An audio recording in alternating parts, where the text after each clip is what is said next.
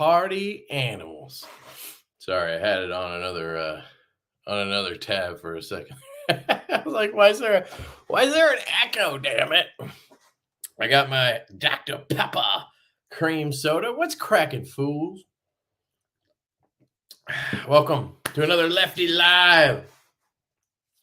The drops rendition. We had a Divo knives nip drop today. And we have a JackWolf knives Vampire Jack drop tomorrow. Hell yeah. Full of drops. Last week we had the Twosun knives Blackbeard drop.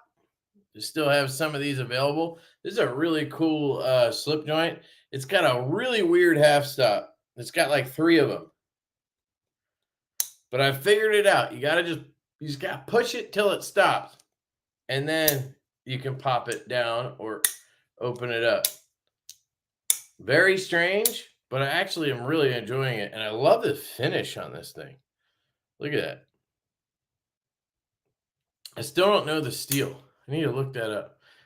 Probably S90V, but I'm not positive. We can go look on the website. And then last week, I have it.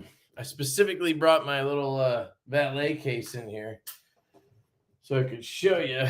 Last week, the Lake Champlain Barlow dropped. So we got drops galore lately. I'm sure there's some other stuff that dropped. There's a pre-order drop of the new Urban EDC Pasero. That dropped yesterday. So there you go. What up, Kevin Williams? I love Dr. Pepper and I love cream soda, but can't do the Dr. Pepper with cream soda. Why, dude? I love both those things and they are better together, baby. They are better together. The F2? The F2, baby? I hate it. I hate it, Kyle. You going to buy it off me? You going to buy it off me? Goddamn forward clicky bullshit. I got some junk in my trunk here. Hold on. Oh, that'll drive you nuts. Come on, get out of there. What is that? It's like a little white thing in there. Man, you can do it. You can do it. There we go. Yeah. Forward clicky nonsense. Come on, Kyle. Let's see. Who's here? Marco Patello. Oh, hey, you got a purple nerple. Oh, just so you guys know, and we can double check real quick. The purple nerples sold out on our website real fast. You guys are insane, but thank you so much. But the purple nerples are gone. We still have like a few of these black pearls. I'll double check real quick. I think I only had like 10 left earlier. And that was it for nips on our website. Let me see. Looks like there's 10 left. So let me make sure because that was 10 earlier. Yeah. Is that right? Yeah. Yeah, there's 10 left in the Jack Sparrow Black Pearl Camo Carbon. So if you want to pick one of these up, I suggest you do it. But there are a couple of dealers that drop theirs too. I'll tell you about that in a second. I'm going to bring, Ben disappeared for a second, so I'll do it now. So there is nafsale.com. So Nafsale has got both versions. They picked up a handful of each at the show. So if you guys are looking for the purple nerple, here you go. They have them at Nafsale right here. And they are brand new in box. They bought them from us at the show. And they also have the Jack Sparrow version. So you can get either version at Nafsale right now. And then there's one other site. It's a new dealer, and it's Urban Cutlery. but it goes by like Urban Cutlery and Lifestyle Shop. And you can they sold out of the purple. They still have the Jack Sparrow. You can use Lefty 10 at this website. So if you guys want to check out this new dealer, Urban Cutlery and Lifestyle Shop, he's just going by Urban Cutlery. I met him in person at Blade Show West. His name is Jesse. He's a really good dude. And yeah, so we sold him some nips. We sold him some growlers. I totally screwed up on that. The growlers are White Mountain exclusives. Luckily, I only sold him like 8, but it looks like he still has a couple of the Stormtrooper. Luckily, White Mountain was already sold out, and we had those to sell ourselves. But I did it, and then I was like, I probably shouldn't have done that, but shit happens. White Mountain, I don't think will mind a little screw up like that. But yeah, they do have Jack Sparrow models at Urban Cutlery. So just remember, if you guys are looking for one of these, like let's say you're waiting till payday or whatever reason, there might still be some available at Urban Cutlery or NAF sale later on. So it looks like Ben is back. Let me pull him up. What's up, dude? What is up, my friend? I met Jesse as well at the show. Nice guy. Yeah, he's a good dude. Let's see who else is here. Craig Wilkes, L Cap, Big Cheese, Goondocks, Demonock, Kevin Williams. Oh yeah, we already went over your silly Dr. Pepper comment. Loot 10, what's up, dude? Jeffrey Dawson, Josh, what's up? Lord Needham, what up? Illuminati, what up? Got my Carta LCB today. Nip on the way, midnight on the way. Hell yeah, dude. That's a triple threat right there, baby. Brian's a stud, man. Yeah, for sure. For sure. He does like them purple colors. So he's probably got all those in purple, right? Don't they all come in purple? I think they do. How many scratches on it and how much?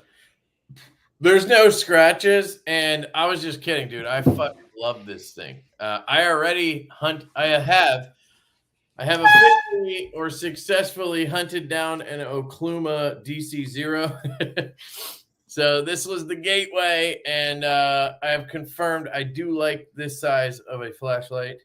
So, dude, yeah. You were never into the lights that big in the beginning.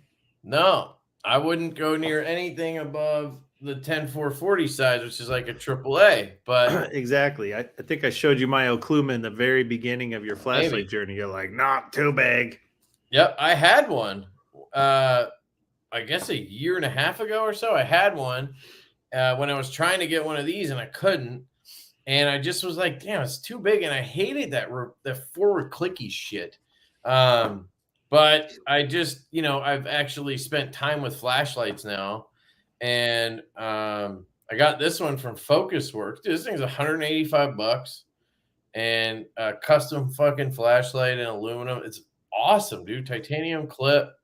And it has the forward clicky, but I'm getting used to it. I don't love it, but I could deal with it. So I was like, I got to get another one because that's how my brain works. So I'm like researching, and I came across, there's like La Lima has some in this size, obviously Okluma, and then there's one called the Hydra from some guy, but it's got like triple LEDs. I don't know how good that is. I can't find any information on it from people, but that seemed interesting. But anyway, I bought a Okluma. So what's a forward clicky? What do you mean by that? So forward clicky is where on this type of switch, you do half clicks sort of, and you select your brightness before you click all the way down. Yeah. Where on like a CWF, you click and then you can cycle, which I like much better. 6.5 a dozen, dude. Cycle before you click through or click through before you cycle. What's the difference? Well, for a lot of people, they like this because it's tactical, because you could be like, I mean, I guess I can do that with this. No, see, I have to do the full click and then I can do half clicks. So there you go. You can do tactical stuff like this and like bang them with strobes, I guess. I don't fucking know. You can't make this strobe. Yeah, I mean, Yes, but I don't by doing that. I don't know. Somebody tell us why. I just don't know why you would have a preference one over the other. Like you either click it and then cycle, or cycle and then click it. But Because one way or another, you need to click and you need to cycle. yeah, when I first got the Okluma, I guess I wasn't that into flashlight, and maybe it's that model. It could be. I'm sure it's just me, but like I had trouble figuring out like doing the. You have to do like kind of soft. You have to be kind of deliberate with your half press to get the right thing, or you might kind of bounce off and then you come back with the same mode. It's just I don't know. It just seems a little bit more. You need dexterity, which I suck at. So I just prefer to turn it on and then cycle. Just makes sense to me. So that's why, anyway. But I got this one and I just love it. I mean, I like the softer light.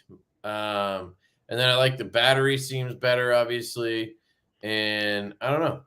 When you say softer light, like a warmer light, like a more yellow light as opposed to a white light? Yeah, like this is a 4000 K, they call it, which is like on the Kelvin warmer side.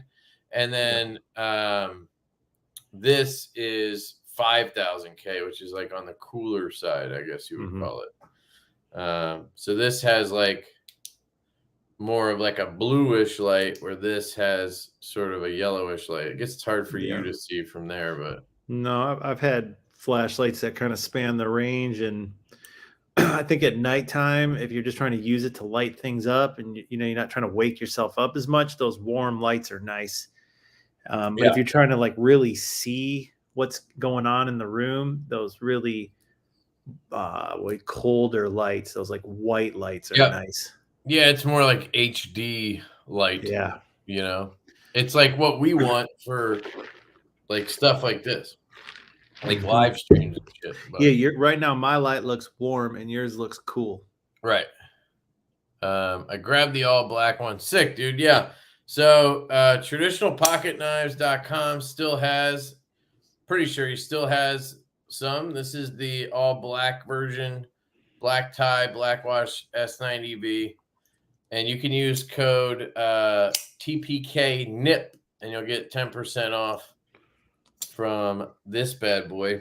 And then White Mountain has the exclusive Stonewash tie with Stonewash blade version. That looks good. Pretty sure. Yeah, this is nice. His website took a dump at the drop time. Oh no. Yeah, I had a bunch of people messaging me like, oh, there's like a 404 error. And by the time I got over there, it was like 15 minutes later, it was working. So hopefully there wasn't too much of a problemo. And then, like I said, we still have a couple of the Jack Sparrows in stock, but the purples are gone, and these are basically gone. There's 10 left. So I've been playing with your nip all week because Corey bought one. He loved it, man. Yeah, dude, he's been geeking out on that thing all week. We've just been fiddle farting with it. You like it? Yeah, I like it a lot. I like the size. I like the action. I like the blade shape. You're gonna like the slip when we get these out. Yeah, but I do like smaller knives. I think it's cool that you did that. Someone just came to my door. I think it's just an Amazon guy. So it sounds like you're off to a good start with that one. Yeah, it's going well. I have the protos for the slip version from QSP ship, so they're on the way to me. So we'll see how those are. See if they're as strong as the Kubi ones. Yep. I don't know. We're waiting for prototypes from QSP and from Concept before we decide who's going to do it. I do really like the Kubi one. Really, the only concerns on it are it's a really strong spring, so probably have to soften it up just a little bit for it to be more enjoyable for everybody. And then there's like a little bit of a hitch halfway through that we'd have to address. I didn't even notice it, but Colin did. Ben did. I just thought the spring was really strong, and that's what that was. But there's like a little, it's almost like a milling line on the tang. It was weird. We need to know what really it is. We'd have to take it apart and look at the parts. Yeah. And never get it back together. Yeah, exactly right. With that spring, Jesus, we'd be fighting it. Crewwear, what's up, man? Yeah, we'll just ask Kubi first, see what they say. He says, I hate mostly everything that shitty brand Divo makes, but the nip actually looks dope. Hell yeah, man. Tell us how you really feel. Figured the purple one would sell out pretty quick. Hey, you never know. It's weird, man. It's purple does do well, I guess. But get the Stonewash kit. I think those are all gone. They're bead blast, but those are all gone. I only had 6 to put up. I think I only ordered 10 for some reason. I guess I just didn't think bead blast would be a popular color option. We got 70 people in the stream and 24 likes. Come on, guys. Thumbs up. Let's do it. I'm going to skip LeftyEDC a little bit. Traditional pocket knives had the all black, Blackwash, blade, and black titanium. Black has had. I'm pretty sure he still has some. My midnight came yesterday. Awesome. All right, Robbie. Thank you very much. What color did you get, bud? I'll take a look, but I would venture to guess he's still got them. Yep, he's still got them. So if you're looking for a Blackwash one, head over to Traditional Pocket Knives. I own him. What up, man? A Facebook user? I wonder if they don't see Facebook comments. We see them. We just don't know who you are. Yeah, we just don't know who you are, but your comments come through. I did share it to my group. So that it keeps jacking up every time I try to add it to mine for some reason. I don't know if Remember we went through that crap the first time we tried to do it with me, and then we finally got it to connect. Yeah, look, now it's saying it's connecting. We'll see. Yep, it said it connected. It's weird, man. It has something to do with thumbnails, I think.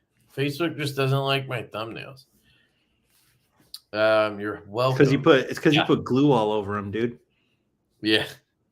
Yeah, Kyle, in the video where I unbox it, I'm pretty sure I give Happy all the credit. So I'm sorry. For some reason, it stuck out to me that he recommended it, but he's also the one who will remind me that he did. So I was making sure I took care of that. Yeah, I love it. It's great. I'm glad I went with this version with the little lines versus the one that has like knurling. I'm really not the biggest knurling fan. I know the Okluma has it. You still have one of those, man? Yeah, I've got an aluminum one. I mean, if it's knurled, it's like super fine. Yeah. I think it's on the ribs on the. I've had one. I don't know why I just didn't like it. I was like, I'm gonna go see if I can find it. Hold on, I'll go find it. All right. And then if anybody's looking for a CWF micro click, let me know because I bought that Okluma today, and I have 2 of these, and I have the Hoku. I don't think I need 2 of these anymore, so I was gonna let this one go. Just because the Hoku is satin titanium. Here, I'll make myself big real quick. The Hoku is satin titanium.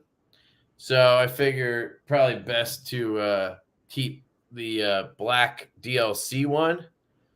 And then I got this Stonewash clip off of his website, which looks just fucking fabulous. So I have the machine tie one and the Zirku tie clip. Now I could split them up if you didn't want to spend the money on the clip. But I have, I've beaten this flashlight up a little bit. It's got some nicks and scratches, so it's for sure well used. And then it has a $200 clip on it. So I was gonna say like $400 with the clip. And then if you want it with the stock, just basic clip, I could do $250. So if anybody's interested, let me know. Let me bring Ben back. I think he's got his. I remembered the Oklumas at my office because I took a bunch of EDC stuff there for Donnie to take pictures. But I will show you a pretty cool flashlight. I don't know if I'd call it an EDC flashlight per se, but this is a mod light. And this is the huge. Is that like a tactical light? It's definitely a tactical light. This is the OKW head.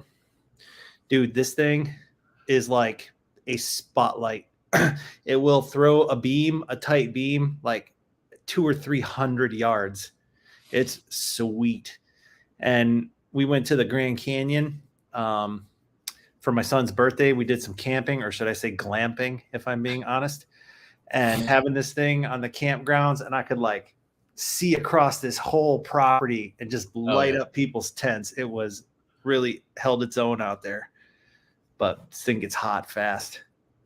Yeah, that's the problem when you get a smaller light that can push out lumens. It'll heat up. It's not lumens. It's actually candela. Do you know the difference? It's like more of a lingo in the tactical lights. Think about lumens as like the flood of light and candela as the throw. So you can have a light with high lumens but low candela, and it'll light up a larger area close by, but it can't push light farther out.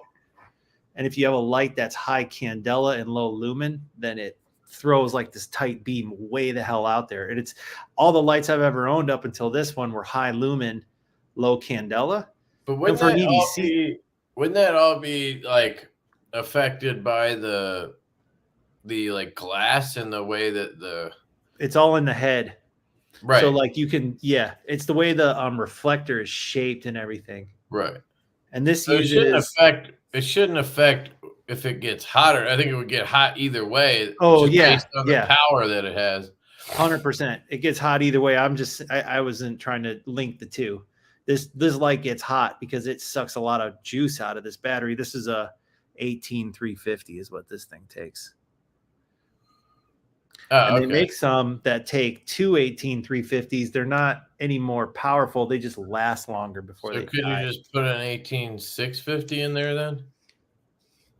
Yeah, maybe that's what I meant. The longer one takes an 18650. That's what like all of these, like the Olight, this thing I just got from Workos. For some reason, I've turned into like the flashlight guy. So all these flashlight companies send me shit now. Yeah. But like that, a lot of these lights take the 18650, and then like this one's an 18350. Mm-hmm. This one you can like buy a thing, and then you can put all different kinds in, which is pretty cool. This thing is a tank. This is a Nightcore MH12. This thing's a fucking beast. I just opened this up last night. It's pretty cool. And then I got this like Woobin headlight. Watch this, Kevin. Oh, Jesus, dude. This thing's cool. That's cool. Dude, there's something about having a light on your forehead give you 2 free hands. Oh, nice. Yeah, so wait, it does this, and then you can just pop it out of there, and then it's like just an EDC light, which is kind of cool. Clever. That it does both things, yeah. And then you just pop it back in. I have the charging port open. But this is kind of I think it's like a prototype they sent me. It's dropping like in the near future, so they wanted feedback on it. And what I thought, my feedback was this head strap kind of stinks. Dude, it looks like, like a thong you could step into and give us a light show, brother. But this thing would come in handy, man, if I'm under the tractor, you know what I mean? Yeah. Yeah, I want one like that where you can fucking flip it around. But yeah, so you can use it like this, and then if you need to use your handgun, that's what this loop is for. Right. But this is an extra part from another company, the loop. Of course it is. It's from a company called Theorem. So check this out, dude. This company, it's I don't know if it was from that. No, it was it went under a desk. It was from some flashlight company. I gotta look it up. I think it was like flashlightgo.com or something. And they were like, hey, I want to send you this. And this thing is really freaking cool. So check this out. It's this fucking tiny. Let me just demonstrate. Oh, I remember seeing that light when I was doing research on keychain lights. Who makes that? That frog light? Lumentop. Yeah. I looked at that one. This is nice. The CWF, which is a AAA size light. So yeah, this is a 10440 in here. And this thing will literally pump out 700 lumens with this 10440. And it honestly feels like it gets hot slower than the CWF. But it comes where you can take this off. And then it comes with another one and a charger. So check this out. Oh, yeah, that's what I remember about that. You screw this thing on, and then you take a USB-C and you plug it in, and that's how you charge the battery. And it charges it at 0.1 amps. So it's like super low, which is good for the battery, apparently. If Marceau's here, he can tell us about it. But look at this thing, dude. Yep. This is a 180. So it's 10 millimeters around, just like the 10440, but instead of being 440 millimeters long, it's 180. And you can take this end off and put this end on. Yep, I dig it. And now it works with this little guy. And even this thing will get up to like 600 lumens. Now, you know, this is all relative because they kind of trick you with the numbers there. It'll go to 600 lumens for about 4 seconds, and then it immediately tapers down to medium and just chills there. And it can do that for like 20 minutes, which is still impressive for this tiny little thing to be hitting 200 lumens or whatever for 20 minutes. Yep. But yeah, it came with a little carabiner. I just thought it was really cool because you can screw this on and just charge it that way. I emailed the company in China because I was trying to get them to sell me one of those chargers. Yeah. Yeah, because what a convenient little charger for travel, like for my pouch, you know. And then I couldn't figure that out, so I ended up just buying one of those 3D printed battery cases that you and I both have. Yeah, I bought some more of those actually because now I got a bunch of 14500 lights, and it's getting a little messy over here because I got like different batteries for different lights because all the companies like they like different batteries for their lights, and I kind of want to use whatever they think I should use. Yeah, that's fair. But yeah. So anyway, that thing is fucking sweet. That's Lumentop. Let me look up the company because I feel bad. I'm like shouting it out, and they sent it to me, and they've got like a website. It's got, I think it's an orange themed website, if I remember correctly. Sounds about right. Frog V2. It's flashlightgo.com. So I'm going to copy the link here. I don't have like an affiliate link or anything. I just feel like I should share it since they Ian asked if Oklumas and CKFs are really worth it. Man, it's hard to answer that question. I guess it depends on, it's like anything where you continue to pay more and you're getting more, but there's kind of a diminishing return on the use of the tool. Yeah, that's not the website I went to. But yeah, dude, you could buy it for 30. You could buy the one with the little thing. Oh, it doesn't have. Well, how would you charge it then? You so just it has to come with the charger, right? I feel like, yeah. All set 38. Oh, there's even a long one. So you could probably put like two 10440s or something. Yeah, exactly. You got to be careful with that, though, because if you stack the battery, you're stacking the voltage, as I understand it. So it might not actually, it might fry it. I was going to try something like that. And they have neutral and cool white, which is interesting. Yeah. But yeah, you'd think it would. People really like that light. It has good reviews. Yeah, it's just for how understanding cool its it is. limitations. Yeah. Yeah. I mean, for a keychain or tossing in a bag that you just need something small, a purse, something like that, I think it would be really good. So if you guys are interested, it's flashlightgo.com. I think you can get them right from Lumen Top's website also. I want to see if they gave me a Man, I never use my flashlights. That's where I get. they didn't give me a code or anything. Yeah, I don't think they gave me a code, but anyway, I would use that website just because they hooked it up. But I use my lights all the time, so I use them literally more than I use my knife. I mean, I guess it's pretty equal, but multiple times a day I'm using a flashlight or a knife. Now, do you carry a flashlight in your pocket?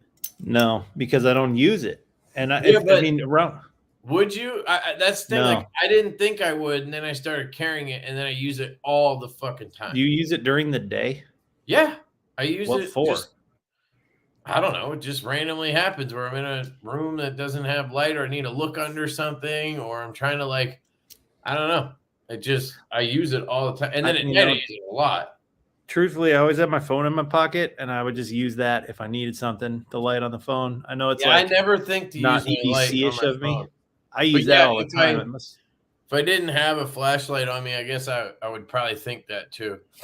Yeah, I don't know. I just think they're cool too. So they're definitely cool. And now that I'm in this house where I have more yard, and it's I'm more it used to be farmland. It's like a neighborhood. It's not like I have acres, but it's spread out enough, and there's no street lights. So it's dark as fuck here. So if I need to go outside for anything, I just take out my flashlight.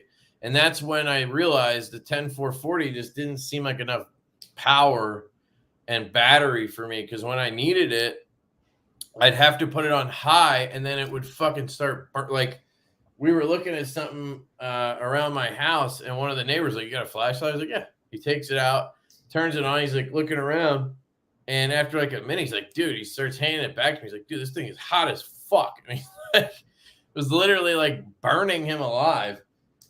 So I just realized I need to bump it up just a little bit to get more not even more lumens or power, just more sustainable. Yeah, dude, you're not trying to tax that battery as hard. Right. Yeah. I mean, I'll use my phone light every day. So I shouldn't say I never use a flashlight. I just use the flashlight on my phone every day. And at night, especially, I get up before everybody in the morning. So I got to have some light to move around, bedroom or whatever. Right. But I just always have that dumb phone on me. So I guess I'm just trained. I do really like this little Olight that can stay on my keys. So I need an emergency. And this Tech Accessories titanium clip doodad is pretty cool. Yeah, that looks cool. I wanted to try one of those. I have one from Prometheus Design Works, I think, on my keys. And then Ant Design was going to send me one to check out. But those little releases are really nice if they're done well. I don't like the magnet ones. This one's perfect, dude. The execution on this is excellent. It's like titanium or something. Yeah, so there's a barrel with two a slot on each side, and so you can just stick it in. So she said you can stick it in any way, and then you just twist it into position and it'll click. And then when you remove it, you twist. You just pinch the two little spots. Yeah, that's a good way to do it, because the magnet ones, I found they bunch everything up because they're either too strong or too weak. You know what I mean? Yep. So click. Yeah, that's cool. It's a good one. 2 thumbs up for that. ATR. Got to meet ATR at Knife Stand or at Blade West. That was a lot of people this year. Yeah. A lot of new YouTube guys I hadn't met before. Man, I like there's the YouTube content creator network is definitely growing. There's a lot more guys giving it a try, and I think it's pushing up the production quality too, because people are really taking a stab at it. Yeah, I leave the production quality to other people. Yep. As would I if I was running a channel. If I did that, I'd put like one video out a month, maybe. Yeah. I'd rather just flood the market. I come to you for intellectual content. Yeah, exactly. But yeah, I mean, it depends on your style. Some people need the production quality because they're boring, right? You know? And you see the channels that do really, really well are the ones that have good production quality and they're like entertaining. Yeah, no doubt. Someone asked me the brand of this. It's called Tech Accessories, TEC. They're actually located in the Phoenix area, I found out, and they got some pretty cool stuff. I have their bit driver that takes the Weehaw bits, the, what are they, 4mm bits. It's really nice. I almost bought the tape measure when I got this, but I was like, I just can't do it. It's the like titanium $100 or something. It might be less than that, but I still kind of want to get one for the. Actually, you know what? How much are they? Let's go see how much they are. I might pick one. I might have a coupon code, bro, because every time you buy something, they throw a card in there. I tried hitting them up on Instagram and see if they would like send me stuff to check out, and they basically told me to fuck off. They're like, we got enough content creators. That's what I have to tell people these days too, man, because accessories. But they got some neat stuff. $9.95 on AliExpress. Hell yeah. They knocked it off. I hate that shit. So here's an example of putting my money where my mouth is. You see this and you go, oh shit. $10 titanium. Look, they literally ripped off the pictures and everything. Look at that. Yep. I wonder what you would get in the mail. But like, oh look, 85. Oh wait, maybe these are real. This is just a replacement tape. I can't see what you're looking at. All I see is the Google search. Oh shit, I'm sorry. Let me share it. There you go. So these must be real, actually. I was gonna say because it looked like it was $9.95 from the screen I was on. But we'll just buy it from Tech Accessories. Well, that's what I'm saying. I'd much rather buy the real thing. Yeah. So here's one on Amazon. So they have it for $46 in plain tie. Which one do you have? That one. I kind of feel like Blurple would be cool. I forget. I might have the Blurple. It shows you how many times I've used it. See, I would use it a lot because I use it in all my videos. Camo. I have in my desk at work, I have this little Milwaukee one. It's amazing, dude. It's this little Milwaukee tape measure, and it's good. That's not long enough for like big, long packages for when I'm mailing stuff out. That's slick, dude. Yeah, it looks good. I don't know. What do you think for doing like videos and stuff? So I use it because people have been badgering me for years now to stop using this. I've been using this 6-inch ruler, titanium ruler from NAFS for years. And people are like, come on, dude. Just because like I can't measure everything with a 6-inch ruler. Right, exactly. I finally got this on Amazon for like $4. It's a 6-foot clear case. It works great. But the one thing that bothers me about this one is the little tip. I don't know. It looks pretty solid there. It works. Is it like strong though? I don't know. To me, it's kind of, it's like a backup thing for me. The minute I got that little Milwaukee one, I was like, this is the best small tape measure I have ever had. It's my favorite. So do you know is the inside, like, is the actual tape measure soft, or is it like the hard metal stuff like normal one? No, I think it's here's a picture. It looks hard metal.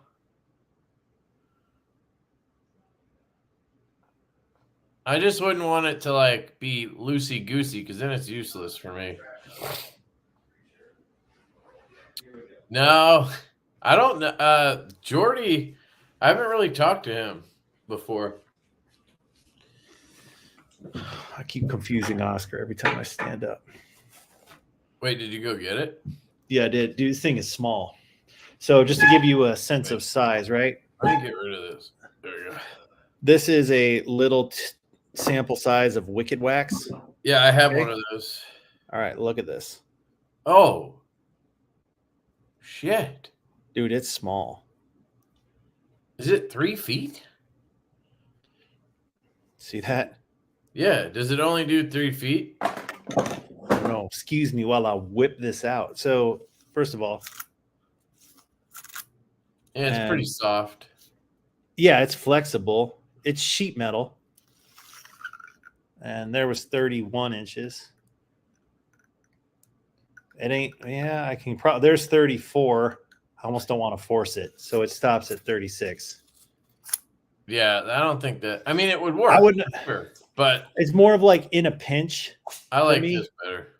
But if I got to measure like a 4 foot long, Dude, if I got to shipping measure box? 3 feet, I can use my phone. That's something I do use my phone for. I Have you never ever used use that that. app?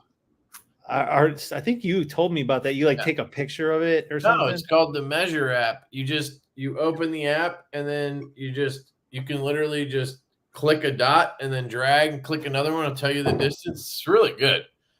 It's obviously not going to be as accurate as a tape measure, but like in a pinch, I've used it a million times for packages because I don't need to be exact. I just always overestimate after. Yeah.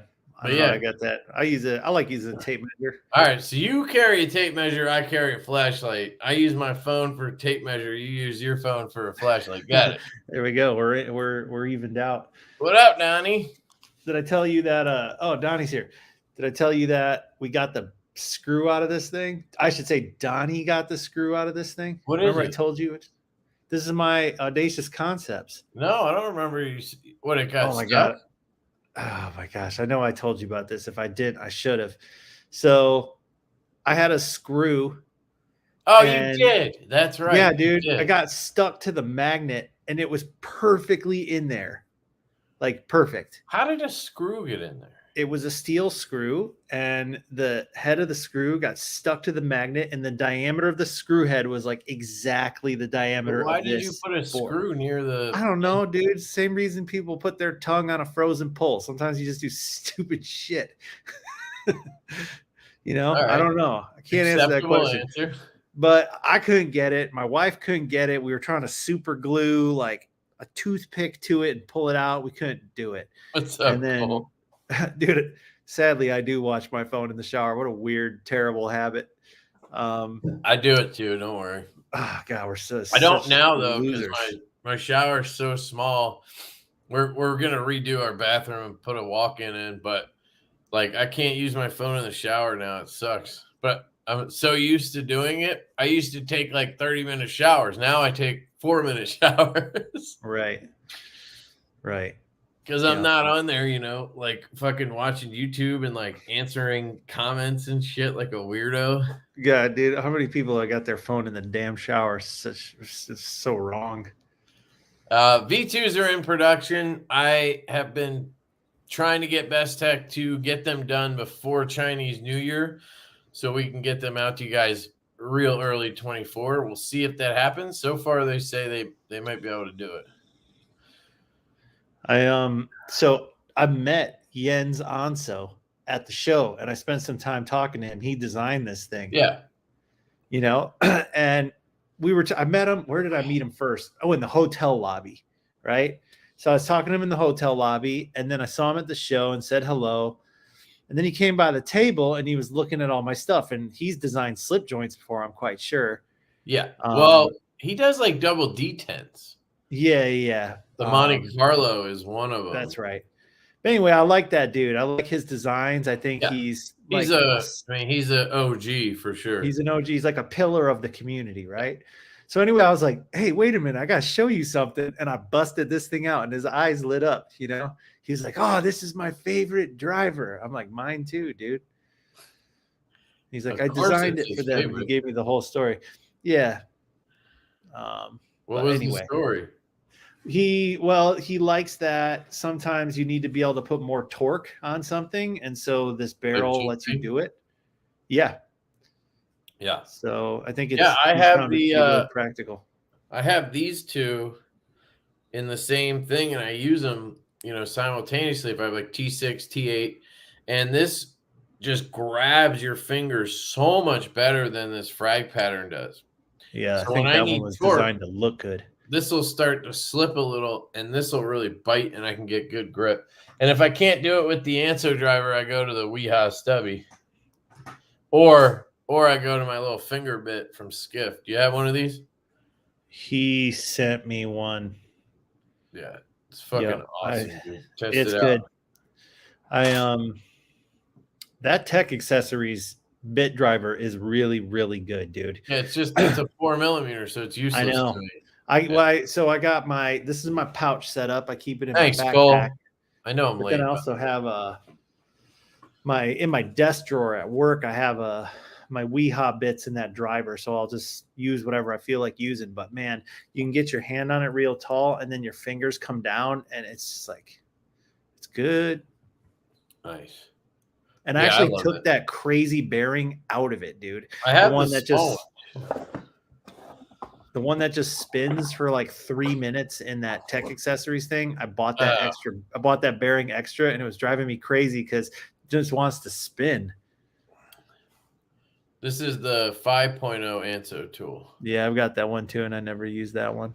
I love this one. It's just I got this.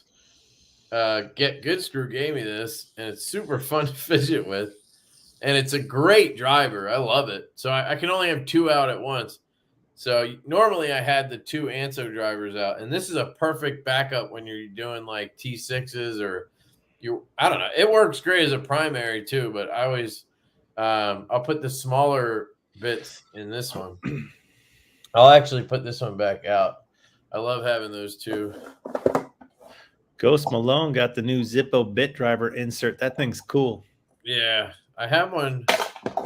I should get one. I think see, I had it in here, and then I was like, I actually think needing a lighter is a little bit more useful to me. Because occasionally I need a torch lighter. This thing's cool, by the way. You put this in your Zippo insert, and you can use it like a regular Zippo, and then you can hit this button. It turns into a torch. Interesting. But I have the little insert, and it's cool, but like, I don't know. I'm not going to carry a Zippo just to have the bit driver, but I did get it to try it out.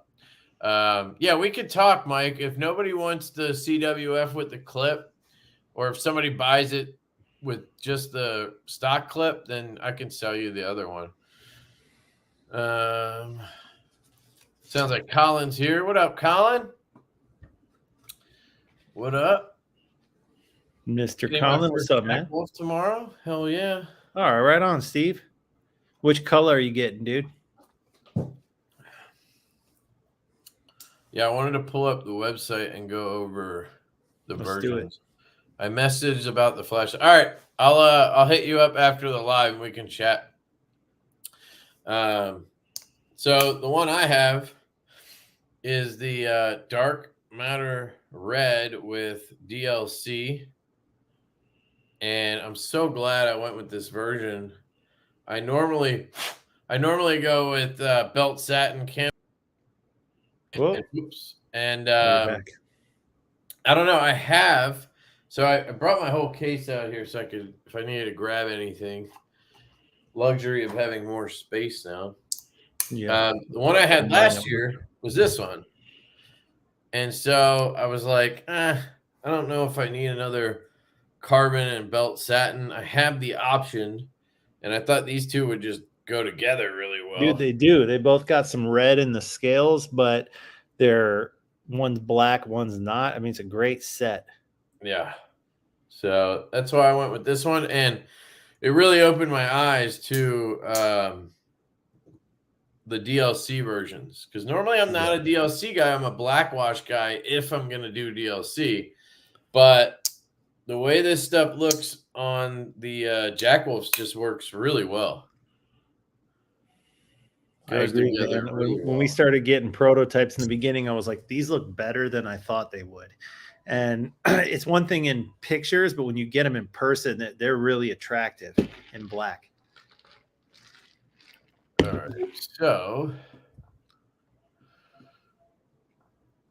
Here are the versions. This is the one I couldn't remember in the damn video. This is the Nebula. Mm-hmm. And that's pretty much a classic at this point. People love Nebula. I'm not the biggest fan of the red, white, and blue stuff, but I know it's popular, so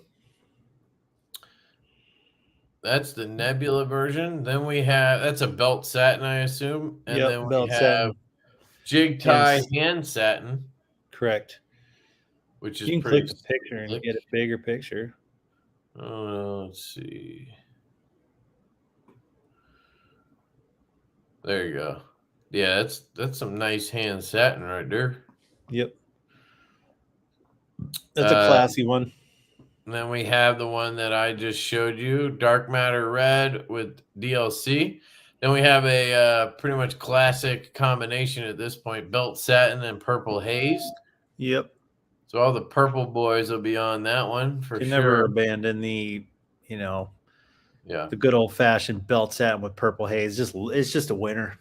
That's the one I was gonna go with, and then I was like, I gotta just hold. I just gotta hold steady. Gonna go with the other one, and then here's a full DLC just murdered out, Dude, this one's sweet too, man. I mean, I struggle to decide which one I want to carry. I've been kind of rotating them through, but I really dig that all metal, all black knife. It's sweet. Yeah, for sure. Got a little more heft to it, not a lot, because it's titanium, but you can feel it, and I dig it. I didn't even think of that. And then this is from last time, right? Yeah, I'm going to keep, my plan is to keep all the old versions so people can kind of see all the variants. And then I'm going to, if I haven't done it already, I need to put in the description the month and the year that it was released. Yeah, there's no COA cards, right, or anything. I was thinking about that because what I do put a stamp on the bottom of the can. Okay, so that's kind of a COA. Yep, if you can go ahead and look. I don't have a can right here. It'll just I know say I've seen it. I remember now. Yeah, it says the handle color and it says the month. I've been kind of improving it over time, or not improving, but tweaking. So now it says like DM red, and then it'll say October 2023. I'm skipping ahead, guys. Sorry, I know I'm going to miss a lot. So if there's something you want to tell me, please repeat it. I just got so far behind. I just don't want to. Holy shit, you guys are fucking crazy with the comments. Sure, it was 30 minutes, but damn, you guys are. So earlier, real quick, somebody was asking, is it really worth it to pay $400 or whatever, $5? Now they're creeping up on $5. They're basically all $450 starting when you're doing titanium and you're talking CWF, Okluma, Laulima. You can get their aluminum models for closer to $250 to $300. Focus work seems to be on the affordable end. I mean, this is $185. I think this is a great place to start if you're trying to get into like custom lights or something. If you're okay with the AA size, this is great because $185, you get that custom feel and everything. And it's basically what happened for me. I bought this on Happy Haptics and Kyle's recommendation. As soon as I got it, I was like, damn, I need more. And then I was like, all right, I'm going to try to get an Okluma. But, the barrier to entry was $185 versus with the 10440, you're basically looking at $450 unless you can track down an aluminum Hoku or something. Yes, I am 9 million. Nope, that's like 9 bajillion comments behind. I forgot about that. I have the CQI with removable hardware. What are we talking about? Hey, Rob, you heading out? Good night, man. That reminds me, if you're still here, I saw your video last night on your Burger Urban XL. That thing looks sweet. Yeah, the red and black on the Vampire just really makes sense. I agree. That's Donnie gets the credit for that configuration. That was his call. Casey got the all black. Yeah, that's the one he got for review. The titanium? Yeah, the murdered out. Black, I call it. Got it. Yeah, the only thing that holds me back on those is these two screws are here and here versus symmetric, which my brain But like. I'll tell you what, one thing about that, Kevin, is that's what a pin slip joint would look like. Right. You know, because you don't have. Where's the nip slip? I mean, it's like any slip joint. Correct. Right. But for me, with the Vampire, it's got that coffin thing where it's like symmetric on both sides. So my brain wants it all to be like, I don't know. No, I mean, look, it's nice to have choices. So for sure. But yeah, I do want to try one of the all tie versions at some point. I'm such a camo carbon, fat carbon whore that like it's really hard for me to choose titanium over that if I have the option, you know. But that's why it's nice that you have the option. Yeah, exactly. I'm putting a little bit of wicked wax on here. Yep, that looks good, man. You can really get your camo carbon to shine, or like on my other Vampire, I put this on before I went to Blade West just to, you know, make sure I don't have any rusting issues, because I store these in slips in my case. So for me, it makes sense to keep it with wicket wax on it and then keep it in the case. But yeah, if you guys are, if you want to check out any other models while we're here, let me know, because I got the whole case here and I should have every model. I think at this point, dude, my slip joint, well, I guess I have more folding knives and slip joints or locking knives, but I don't think I've ever had a collection of knives as deep as my JackWolf collection. I've never really had a collection. I guess you can count having a ton of knives as a collection, but like I've never had like this brand, I have to collect them all kind of thing. Mm-hmm. So it's weird for me, but I don't know.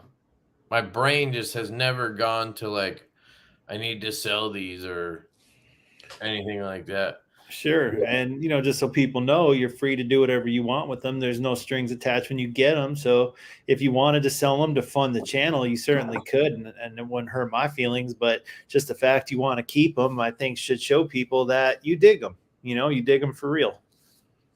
Yeah, for sure. And I probably bought like half of them. Whether, you know, I probably sold the one you sent me and then bought the one that I wanted, or because, you know, sometimes even if I pick what I want, you get it and you're like, oh, I wish I would have done this. And then so then I'll flip them or I'll buy two. Like I think I bought like 3 or 4 Feelgoods. Definitely bought a few Cyborgs. I think I even bought a few Vampires last year because we gave away that blue one. Yeah. Yeah, re-release of the Venom would be sick, dude. I would love to see a mini. A mini Venom would be freaking dope. You got me thinking about designing some mini stuff. I cannot, dude. It's been way too long since I got into CAD. I'm almost like, you know, you take too long to do something and then you're hesitant because you're like out of practice. You gotta do it. I know it. Just get boat. Yeah, someone said he couldn't. Someone said it's chemical burn. He said he's torn between the Feelgood and the Vampire. They are 2 different knives for sure, man. Yeah. That's an interesting. It's hard. Like, here's the reality. What Troy said isn't a bad suggestion if you could afford it, simply because they would be a cool pair. Like, one is bigger than the other. One is a dagger-like spear point. The other's got a straight edge. They're just different, and it's a dope pair. Different, but they are sort of similar in the sense that they're thin. Yeah, like correct. But as far as like size-wise, yeah, man, really hard choice. I would say if you're all about the ergonomics, Vampire makes more sense. If you really want it to be easy to open, get a Feelgood. Yeah, You know, easy if to you open, and if insist. you want just like utility cutting machine, feel good. And then I think walk and talk.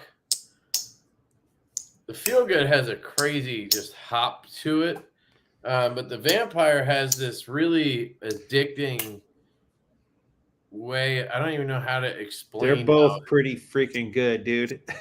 Yeah, like the They're both pretty vampire, good. just it sort of does this like hop and like I don't know how to explain it, but it's I think it's really maybe good. a tiny bit less bouncy. Yeah, less bouncy, but it's more snap almost. Like it's Yeah. I don't I know. think They're it both maybe fantastic. jumps to half stop faster, but doesn't have that same level of springiness, but it is still bouncy. They're both bouncy. Like they have definitely different tang geometry. Look at the size of the top bolster on both of those. So the tang is bigger in the vampire. They're just different. Yeah. They're different.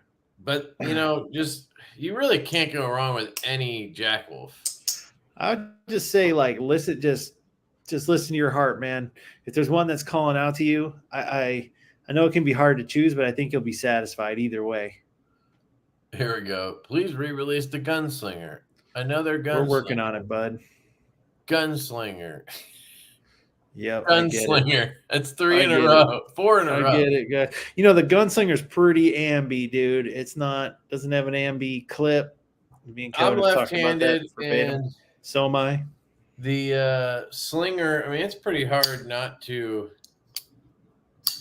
Honestly, it's almost better left-handed in the sense that right-handed, you don't really have like a lock bar cutout, which it's not hard to disengage or anything, but left-handed, you just close it like any other knife. Doesn't make a difference. Flick's real easy. You can roll it back. Now, if you're talking about the clip, you could just remove it, put the plug in, and then carry it in a slip.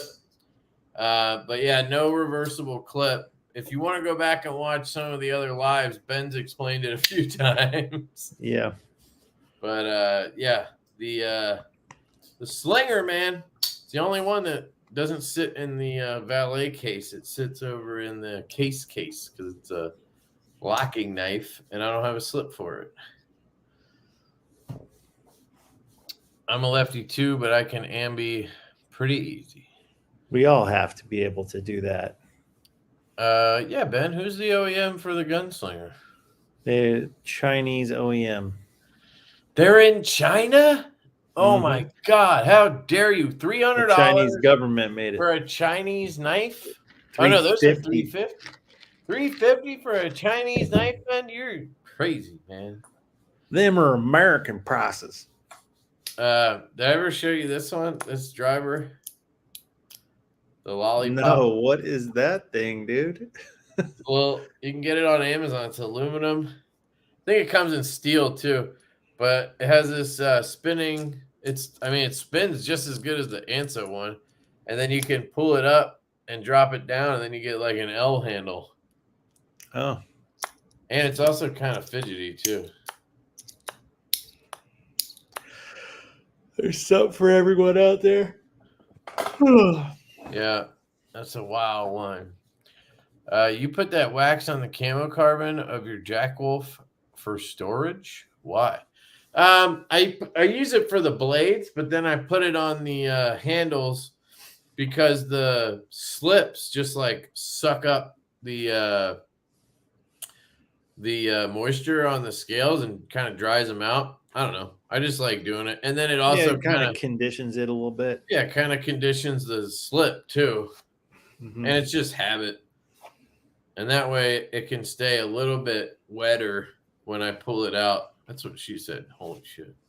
But yeah, it's not for like any real purpose like rusting or anything. But I use it on the blades for that.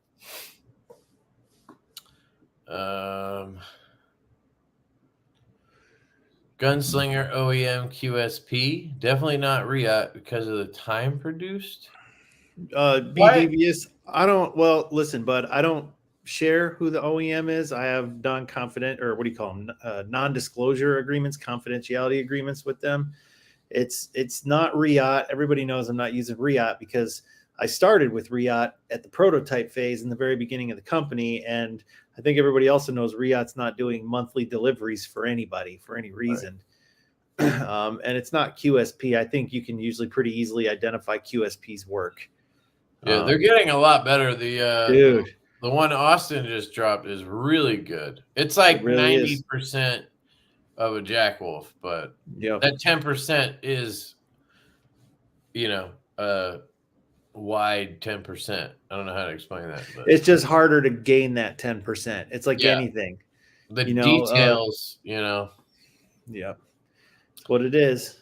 But you know what? It's commensurate with the price. So I think it's a great option for folks. Any thoughts on doing an American-made version? Definitely, man. Like it is very complicated to deliver an American-made knife to the market. Me and Kevin have talked about this a lot on the live stream. There are very few options for turnkey. So like the way China does a project with you could draw it on a napkin. They do the engineering. They do all the programming for CNC. They make you a prototype for a reasonable fee. And then they can source all the material, and then they can ship you things packaged, ready to sell. Now, that's not how I do my stuff. I do my own design and I do my own packaging, but like they really do offer turnkey. In the US, there's not really anybody doing full-blown turnkey, I don't think, with engineering, design, packaging, everything. Now, you got a lot of shops that can do a lot of it for you. Oh, we can make your scales on our CNC, and you can buy hardware from this guy, and you end up having to maybe piecemeal a knife. But even in that case, the hard part has been getting blades ground because you need these CNC bevel grinding machines, and not a lot of people have them. And anybody who has them is going to have at least a 200-piece minimum and a 4 to 6 month lead time. And things have to get heat treated and double disced, and this is hard, man. So I'm into it. You work with companies, and then they fall off the face of the planet. Yeah, or people like it's been par for the course that people trying to OEM in America tell you they can do things, and they simply can't deliver. Yeah. We're going to be moving to our third attempt at doing this knife in the US. What happened with what were those guys called? Shank. Did they give you the shank? They just stopped responding in July. Dude, that is so lame. The guy we were working with there, he was like a CNC wizard. And he left. He went to another company, and I think they just the guy who replaced him or whatever, I just don't think they can do this level of work maybe, or they just want to focus. I don't know what happened, but clearly something did. And they just have not responded. I've followed up 3 or 4 times. And then like when we were at the show, they weren't there, but when we were at the show, I emailed them and was like, hey, can we like they made 2 of these, gave us one, kept one for reference. I was like, can we get the other one so we can sell these to get our money back, or you want to refund us for the prototypes, or you could respond and like we could, maybe move forward. But we're just not getting any responses. So we're just going to move on. I was going to sell this one. So if anybody's interested, I got a one-off custom, basically, growler. This thing's fucking amazing, though. I might just keep it. It's a nice looking knife, man. And it's one thing for someone to make a few, but what happens if you want to order 500? Okay, American OEM, can you deliver that? Can you do it in a timely manner and on some kind of routine basis? No one is available to do that right now.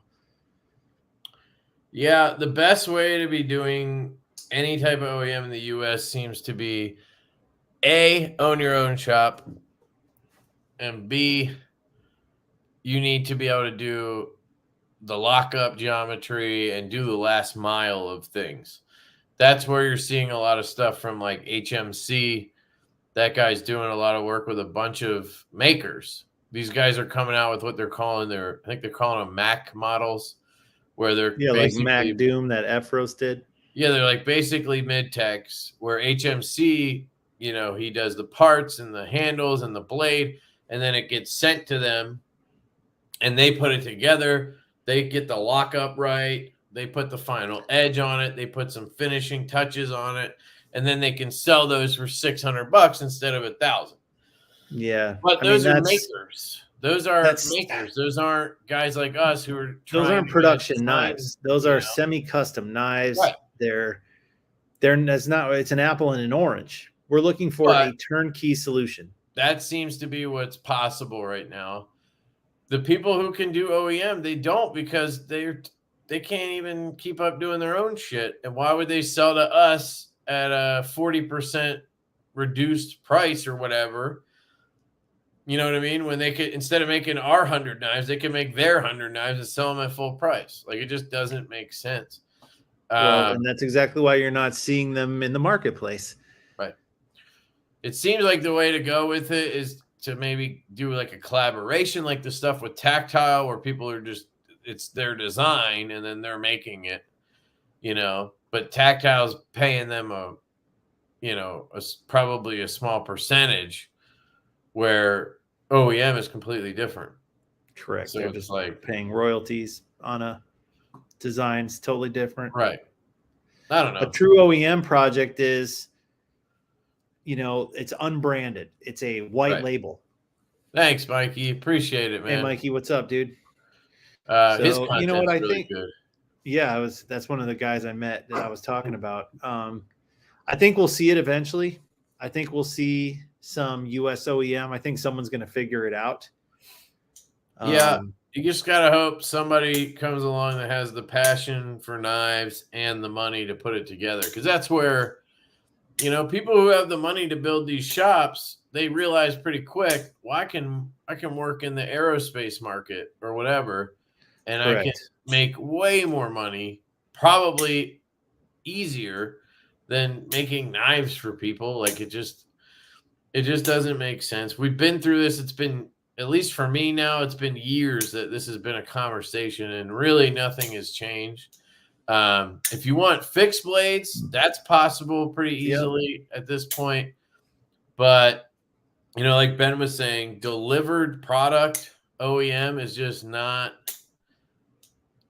we're just not seeing it. Like, I think like Jake, Bearded Gear, they're working with, who is it? They're working with River's Edge Cutlery, and we'll see how those come out. That's the other whole thing in the equation with this is, even if you can do it, what's the quality like, and what are the prices? Like, is it worth it when I can, we can go to China and get things at a reasonable price for people and the quality's high, like, yeah, you're gonna make, you're going to make like 20 guys happy if you do a US run and sell it for whatever. But like, I don't know. It's a whole thing. But like, we're all trying to do it. It seems like it's just very difficult.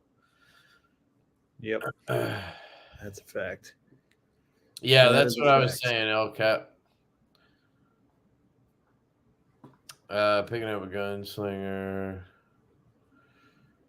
Yeah, they're always around when I don't have 400 to spend. I picked up the purple nerple today, so I'm spent. Sick, dude. Shit. Just don't bring the Gunslinger and V2 Stout to market at the same time. Well, the V2 you could have pre-ordered and you wouldn't have to worry about it. You know what I mean? But there will be a few of those when they come in. Ghost Malone, that's how I am with my current prototype pry bars. I want to keep them mainly for testing before I release the final product. Nice. American makers don't want to OEM. Why would they? That's what we were just saying. Damn, dude, you want the flashlight and the growler? Is that what you're talking about? Shit, I had that flashlight sold. Now he's going to want this. Hey Ben, I was watching an old Bearded Gear podcast the other day. It was crazy to see how it was for you in the beginning and how far you've come. Very cool. Thanks, man. That's great. I wish Jake was still doing content because he had a good channel, but yeah. I know how it is.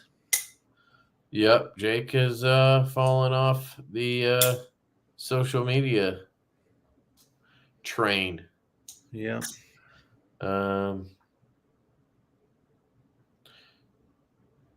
Let's see. Didn't have the money for a stout V2. Would you really want tactile?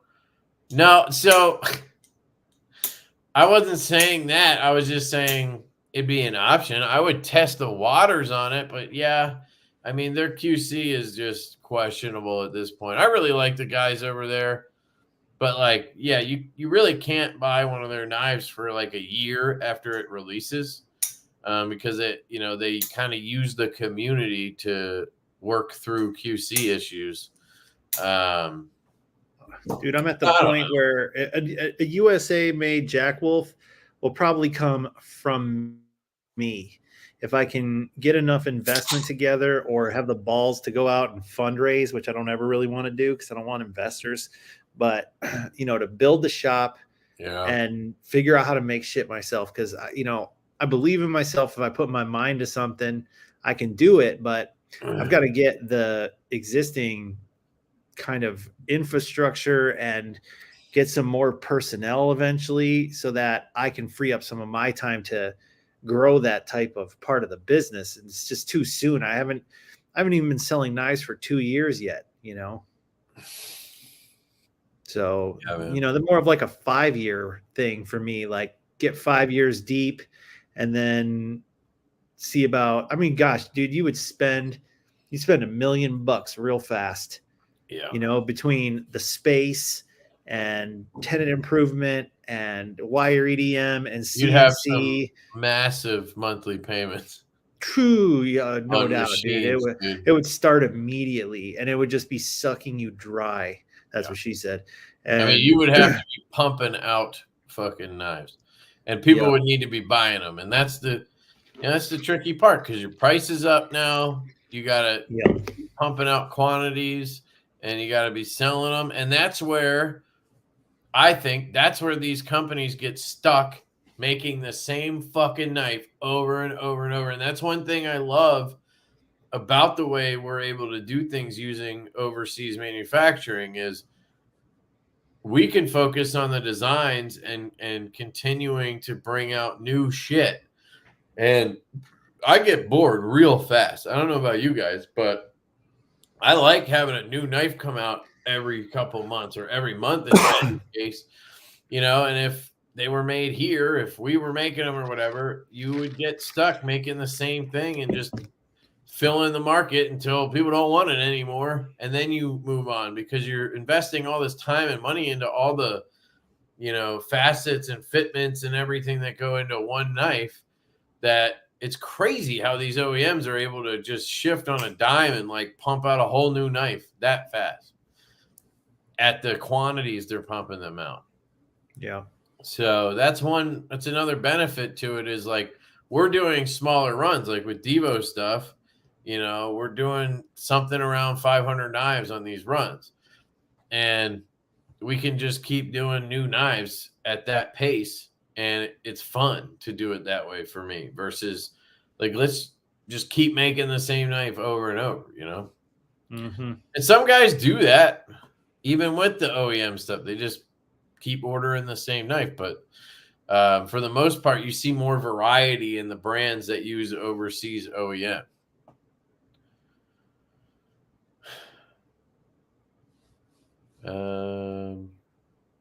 In my past life, I sourced all kinds of outside services. I know heat treaters, machine shops, material suppliers.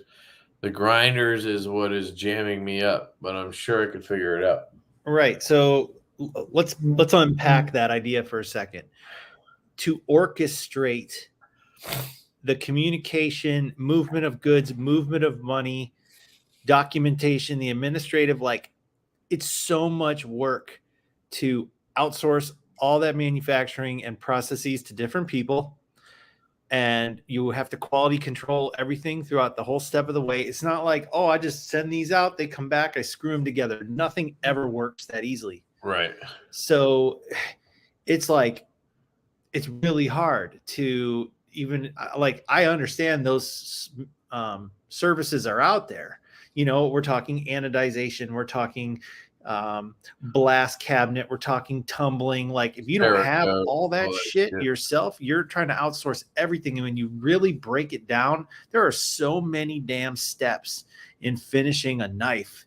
Like it's ridiculous, which goes back to what you said. If you have a machine shop, why not just cut aerospace parts by the thousand for a government contract with your same machines? Like people make knives because they love them. Right. And yeah, man, that effort, Matt, that you're discussing there, I mean, a guy could do it. Certainly a guy could start a brand, build some strategic relationships, work out all the details with multiple vendors, bring in parts. You're going to do something in-house, guarantee, you know, but to have a minimal amount you're doing in-house and just be screwing these things together and getting them out the door. But when you look at that effort and how much you can yield as a business person, when you weigh that against overseas manufacturing, you almost don't have a choice. You're only doing it this way because you insist on having it be USA. And I'm not telling someone not to do that. The knives coming out of that shop are just not going to be as good. Well, no, because it was all kind of piecemealed. And so, and the blade grinding, as you said, you can't kind of just write that off as being like, oh, kind of not a big deal. I'm not suggesting you did, but I'm saying that's a huge issue. That's a gigantic freaking issue, is getting blades ground and having everything be perfectly flat and parallel so that your stop pin track is perfect and your bearing surfaces are perfect and your swedges are good and your finish on your blade is good. Not to mention being able to do things like contoured handles and shit. Like a lot of these OEMs here, they're just doing flat slabs. Like, you're just not going to get the same quality, I don't think. The Fireball, we're going to do another round of prototypes. Here's the first prototype. We're going to do another batch and dial in this backspacer idea, change up some stuff. So it'll be sometime next year, and it'll probably just be a drop.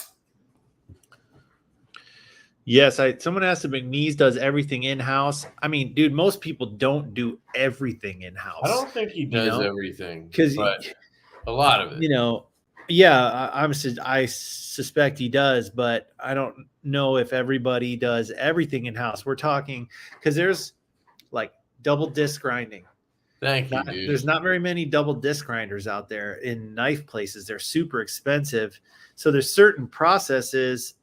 Like some guys outsource heat treat, some guys outsource double disc, some guys outsource bevel grinding, some guys outsource wire. Yeah. Everybody's outsourcing the manufacturing of their hardware. I'll tell you right now, most of these guys don't have Swiss lathes cutting screws in their shops.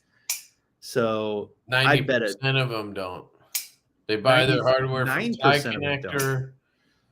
That's a very specialized process with very special machines. You know, thank you, dude. Appreciate the 2 bones and the dude. Even Medford, who has a huge factory here with all kinds of Haas machines, he doesn't have Swiss lathes in there. He's buying his hardware from someone, I think. Remember M3 Tactical? It's a guy in Pennsylvania. Yeah, he's got everything in house. I didn't know Pennsylvania was in China. It's Guangdong, it's Guangdong, Pennsylvania. It's actually right. It's like a mile away from me. He probably just like looked at my address and was like, "Yeah, it's in Pennsylvania." So Matt, bro, I'll tell you what. I hear what you're saying, and I've heard people say it before. Put a whole project together and propose it to me like a business proposition, and we can talk about it. Yeah, that's the thing is like everybody says it could be done. I could do it, but nobody ever actually does it because it's just the amount of effort it would take and, you know, just the commitment. And then to build a knife, you have very specific parts. So you need to have a machinist and someone who can program the CNC and understand the order of operations to do everything efficiently. So it's like, man. Yeah, Way of Knife is in the U.S. They don't make their own knives as much, far as I know. They do mod work on knives. So, like, if you bought a knife like this Tuya Wrath, which by the way is contender for knife of the year for me. This thing is fabulous. That looks good. You could buy this and then send it to them, and they would do, you know, whatever you wanted to it, which is cool. The Cerakote and shit like that. Oh, remember I showed you this slip joint the other day? I've actually gotten used to it now, and I figured it out. So it has like 3 half stops. Out of here, dude. But you kind of like blow through them. So if I go slow, you got one there, one there, one there, sort of. It's kind of just like that, and then it closes. So I figured it out just fidgeting with it. I was like, you know, I'm going to just try it and see if I can get used to it. And I kind of like it. So you just pull on it until it hits a wall, basically. So when you open it, it'll blow through the first 2 and then stop here. And then you just give it that little yank. And on the way down, it blows through the first 2 and then it stops right here. So you just kind of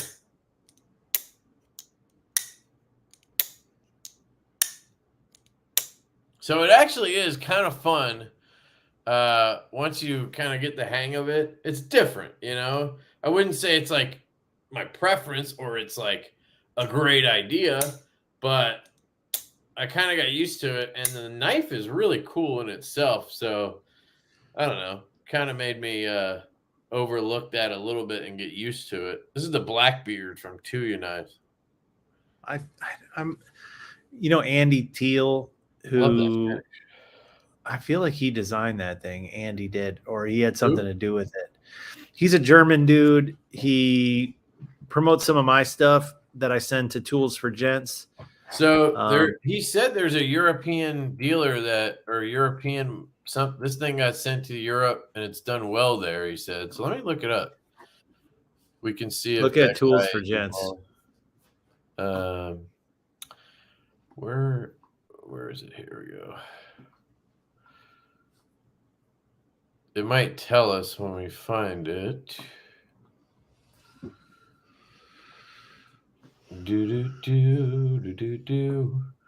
This is the Tortuga. That's the one they sent me before. Remember? And I had that like weird crack scale. Yeah. Here it is. Blackbeard. They're both V2s. Interesting. Yeah, there you go. Yeah. Designed by Andy Theel. I guess it could be Theel. Theel. Yeah, Theel, I guess, because it's German. Yeah. With help from Sasha, our European Tuya distributor, they have brought an amazing modern traditional to market. It is M390. Okay. Yeah, and there you go. There's a half stop. Did you read that? It describes your half stop, bro. There's a half stop with intermittent stops. It is unique and really feels more fidgety, safer to close and easier to open. I wouldn't say it's safer in any way, but it's cool. I mean, it's fine. I definitely don't like prefer it over a traditional style, but I will say it does have some kind of fidget factor to it. So for the people, you know, who are looking for that, I don't know. It's cool. You know, someone said the clip looks like a Gunslinger clip. Let's see the pocket clip. I mean, it just looks like not the same. Yeah. You know, I've been thankful. Absolutely not even close. I'm so glad people like the pocket clip on that Gunslinger, dude, because I was definitely, you know, not coming from a place of a tremendous amount of experience designing pocket clips, but I just went with simple and, well, you know, luckily it's not like super sharp here. That's the only thing that would have got you on this. Yeah. But it's not really. Well, just the look of it and its function. I never expect to please everybody with a pocket clip. I've learned that watching you guys for the past several years, is opinions are very strong, you know. But so far it's been all good. So I'm thankful for that.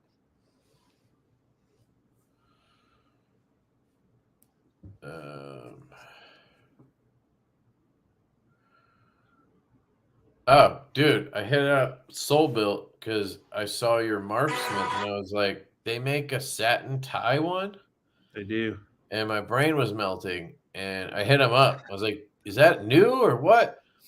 And he was like, I'll send you one so you can compare them. So I'm going to get one of those. But he said that's the one they made first. That's like their oldest one. Oh, I nice. don't know how I didn't catch that when I got mine. It's so sick, dude. That thing is sexy as all get out. Yeah, I'm stoked on that. If anybody needs a bougie Sharpie, this is the one. Dude, it's the only one. It's also the best. They hit a home run with this. It's so good. It's got a cool sound, too. That slip joint was designed for Kev. No, I mean, I said I could get used to it, but definitely wouldn't prefer it over it. The weird thing for me is, like, if you look at, say, the Vampire, I love that it's just like a perfect 90, right? Like, well, Dude, it's legitimately 90 degrees. I could set this down and it would just sit up on that. And it's just, for me with OCD and shit, it's just so nice. It's 90 degrees from open. There's no 90. I mean, even this is the forward setting. This is their 90. It's not 90. And then this is the back setting. So like there's no 90 degrees on this. Again, it's still cool. I'm just saying. I meant clip point. I didn't mean the pocket clip point. Oh, he meant it. Yeah. The clip. Yes. It's more like a Lanny's clip style, I think. The clip. Yeah. I got you. He does have a similar blade profile to what my stuff is. Here, hold on. I'll grab the here's ye old Benny's clip. Yep. Bit different. Oh no, actually, these are very similar. Yep, they are. But then again, they're based off of Lanny's clip, so yeah. That's a big boy too, that version 2, whatever that thing's called, the Blackbeard. The Blackbeard. Jeffrey Dawson asked if I've seen Grayson Jennings custom slip joints. He's out of Winston-Salem. Man, I've seen a lot of custom makers, but I haven't seen them all. I don't know if I'm familiar with him. You'd have to message me a picture or something. I got to handle a bunch of the ones Evan Nicolaitis made, S-Nix, at Blade Show, like the one that won Best in Show. And he had a bunch of those sick. Dude, he had this green emerald paper micarta. It was beautiful. Who was this? Evan Nicolaitis. Oh, dude, I saw him randomly. I was in the bathroom and we were washing our hands. And I saw him and I was like, dude, did you bring any stingrays? Because I want one of his stingrays so bad. Oh, that's fire. Like the only custom knife I would buy right now is a stingray from. I think he had all workhorses. Yeah, it's always the ones that I want that people don't make for whatever reason. I don't know. That sheep's foot would be. I was like, dude, you're doing a production one because like that would be perfect. That would sell like hotcakes. Yeah. There's 3 on rec right now. What, stingrays? Nah. No, he's talking about Grayson Jennings slip joints. Ah, you son of a bitch. Is it riversedgecutlery.com? Or what? Yes, it is. All right, let's go take a look-see. Let's have a gander.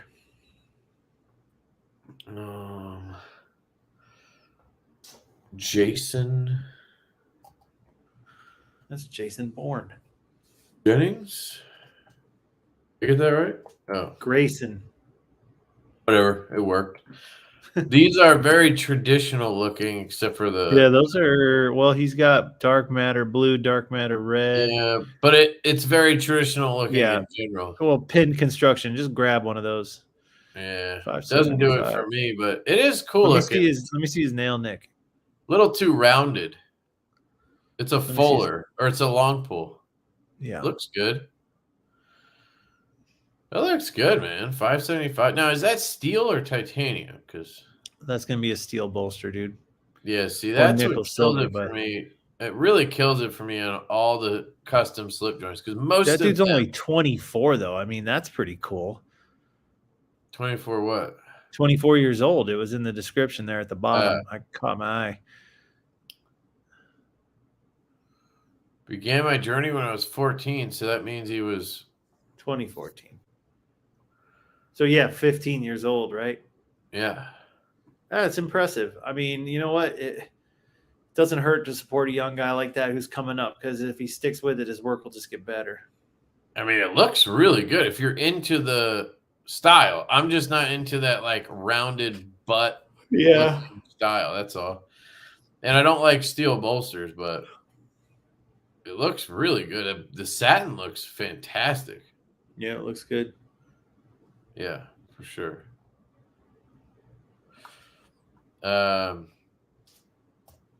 Did I see they have burgers? BURGER, right? Yeah. EXK looks sick right there. Damn, they have all these in stock? Anybody looking for a burger? Because his shit is fire, dude. One of my favorite knives of all time is the Urban. I'm waiting on my... Did you order one, Ben, when he announced the slip joint version of his EXK? It's like No. It's like a, I don't know, 20th anniversary or something slip joint version of it. I ordered one. He emailed me though last week and was like, well, not going to get these done like I said I was in September or whatever. So now he said the beginning of next year. And I was like, I mean, I don't care. But I know some people are going to be all, but that's it, You get customs, they get delayed almost every time. Did Ben get a nip? No, Ben did not get a nip. I've been playing with Corey Dunlap's nip. He's in we share a workspace. Yeah, Corey bought one, and then his buddy bought one too. Timo? That's right. Yeah, Timo. And I felt bad because I wanted to buy one of Corey's little fixed blades, but they were all right-handed pocket sheaths. Yeah. He had like a lefty one, but it was a universal pocket sheath. Andy. That was the one thing. If he had like a lefty that fit that like sheep's foot warning blade, I would have bought one. I think Donnie bought that one, dude, that had that universal sheath. Yeah. Those knives came out really good. They are. He probably would have made me one or had one made for me. So like you see him at shows, he makes them for shows. You'll have another chance. I don't honestly. I buy those little fixed blades. I never carry them, so it's like, I do want to support him though. That would be one of the main reasons for getting it. Buy one of his chef's knives. The thing is amazing. Yeah. Yeah. Someone said he's going to Nashville. He is. He just booked it. So he's going to that custom knife show in Nashville. Oh, I booked Texas. Nice. Did you get a table? I had to get back in because we canceled this year because we didn't have inventory. We should have just went, but we didn't. So I think we're going to skip West next year. But we'll see. We're going to do Texas and Atlanta for sure. Table in Texas, and then we signed up for a booth in Atlanta as long as one frees up. So that'll be cool if we can get our first booth there. I just want to go to Texas, honestly. Even if we don't have anything, I'll just walk around. But we should. I held back some nips for that, and we have some buzzes and shit left over. We'll just save them. Tori, I answered that earlier when you asked. They're in production. Hoping they'll be done. I've been trying to get Best Tech to get them done before Chinese New Year. Because if they don't get them done before, then that's like a month you lose, basically. Almost a month and a half, usually, because they have to get back up and running and everything. So we'll see. I've been telling people March, April for those. March, April. But hopefully it'll be sooner. I've seen 3 nips. I wonder about quads. Good job getting the nip shipping going. Yeah, you can see the plastic bin over there. I'm working on them. I got some labels. Wait, can you see them? There you go.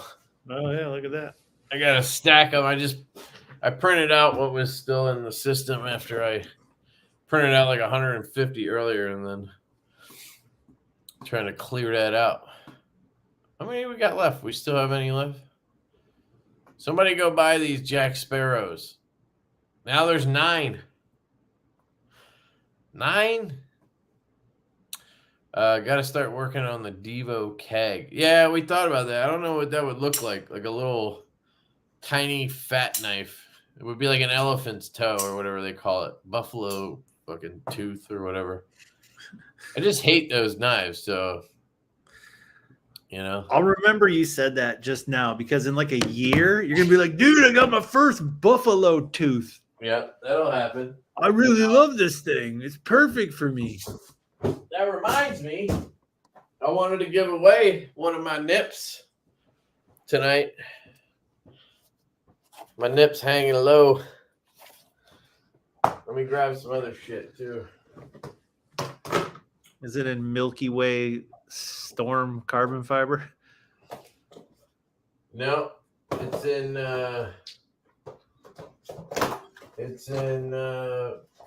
black pearl.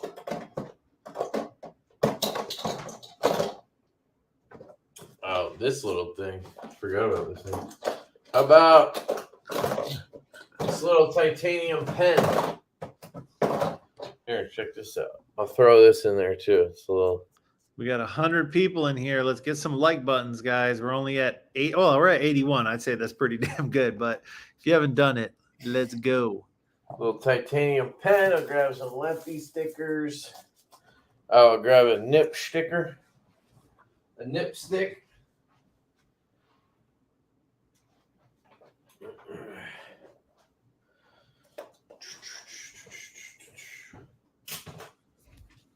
There we go. There it is. We'll give away a Jack Sparrow version, which looks like this. It's Captain Jack Sparrow. Yep. I do like that black camo carbon. It's cool. Yeah, dude, it's fucking sexy. And it like pops in all different lights and whatnot. Yeah. Yeah. I'm gonna seal this up. Then we'll give it away at the end, all right? No more purple. No more purple. Got a purple nip and a Divo monkey shirt on the way. So far, it's the most loot I've ever spent on a knife. Hell yeah, dude. Thank you, man. Right. Hope you enjoy it, brother. That monkey shirt's sick, by the way. I love that thing. It's all downhill from here, my friend. Yeah. It's so funny to think about, isn't it? Like, do you remember back when you were like, I don't know if you ever felt like this, but I had like I worried about it after I bought like a $115 Benchmade or something. I was like, yeah, my you wife talk yourself into that like, one. Yep. And then I bought a $180 ZT 0450 CF. And I was like, damn. Like, it took me like 2 days to like get over it. Mm-hmm. And then I got it and I really liked it. I had like 5 knives and I was happier than a clam and shit or whatever they say. Pig. Yeah, was it a pig? There's a clam saying too. Happy as a clam, I guess. Happy as a clam and shit. That's a great t-shirt. Divo t-shirt right there. Can you tell I'm tired? Oh man, I don't sleep at all. But yeah, I had a Wii rectifier. I had a Benchmade bug out blue. I had the ZT. I had a Boker FR. I think it was called the FR Flipper. It was a Zinker design. Sick looking knife, but Boker sucks. And I think that was it. I might have had a 940. And like that was it. That was probably the end of like 2019 when I like started getting into it, and then COVID just like kicked it into overdrive, which I think is most people's story. What about you, Ben? When did you get into it? Well, initially, dude, when I was just knee high with the Swiss Army knives, and I collected knives all through my childhood. By the time I got to be like 12 and I could get my parents to take me to the flea market, I bought all that cool ass Mall Ninja shit. You know, I used to have this like glass case in my bedroom up on the wall. I had like Chinese or throwing stars. We used to call them Chinese stars. I don't even know if they're Chinese or Japanese, but we'll just call them throwing stars. Yeah, we called them that too. Yeah, and I had these like Gil Hibben fantasy knives in there, like the one from the Mortal Kombat movie, and I had the knife from Rambo 2 and the knife from Rambo 3. I had all that Parents cool are shit. just like, cool, let's put that in your glass case. They were, my parents were very permissive. I had like this 5-foot tall blowgun that had these long darts with like these plastic cone things on the end, and you would poke the dart in and then suck it back against the plastic and then blow, and you could like zing them across the hallway upstairs. And so I used to just like, I had this blue wallpaper in my bedroom, and I'm sure my mom knew, just didn't want to, you know, fight with me about it. But I used to just throw those throwing stars into the wall, and there was probably like 5,000 holes in that wall. And then me and my friends would like take my sister's stuffed animals and put them at the end of the upstairs hall and shoot that blowgun and like light up those stuffed animals with those darts. So funny, dude. And then let me see what else. Then if someone in here can help me remember this, I would appreciate it, because I've tried to Google it before. When I was in high school and maybe like middle school, I used to get some catalog, dude. And it was like the coolest catalog of all time. It had all kinds of knives. It had like spy gear in it, you know, like all kinds of shit that any teenage boy at that in the 90s would just love to have. I can't remember the name of that for the life of me. It was like, there was the Sharper Image catalog was cool, but this catalog was like the best. So I used to buy crap out of that. The Edge Company, maybe. But it doesn't ring a bell.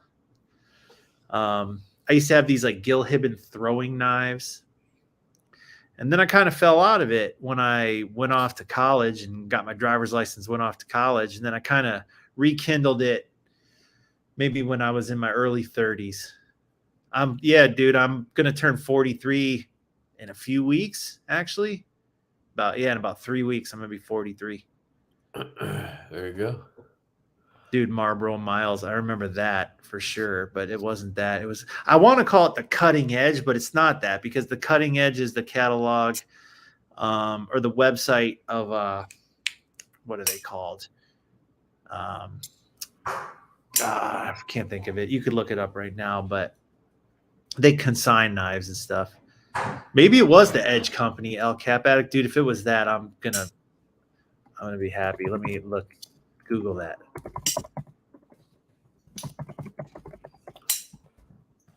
I love that catalog. Cutlery Corner.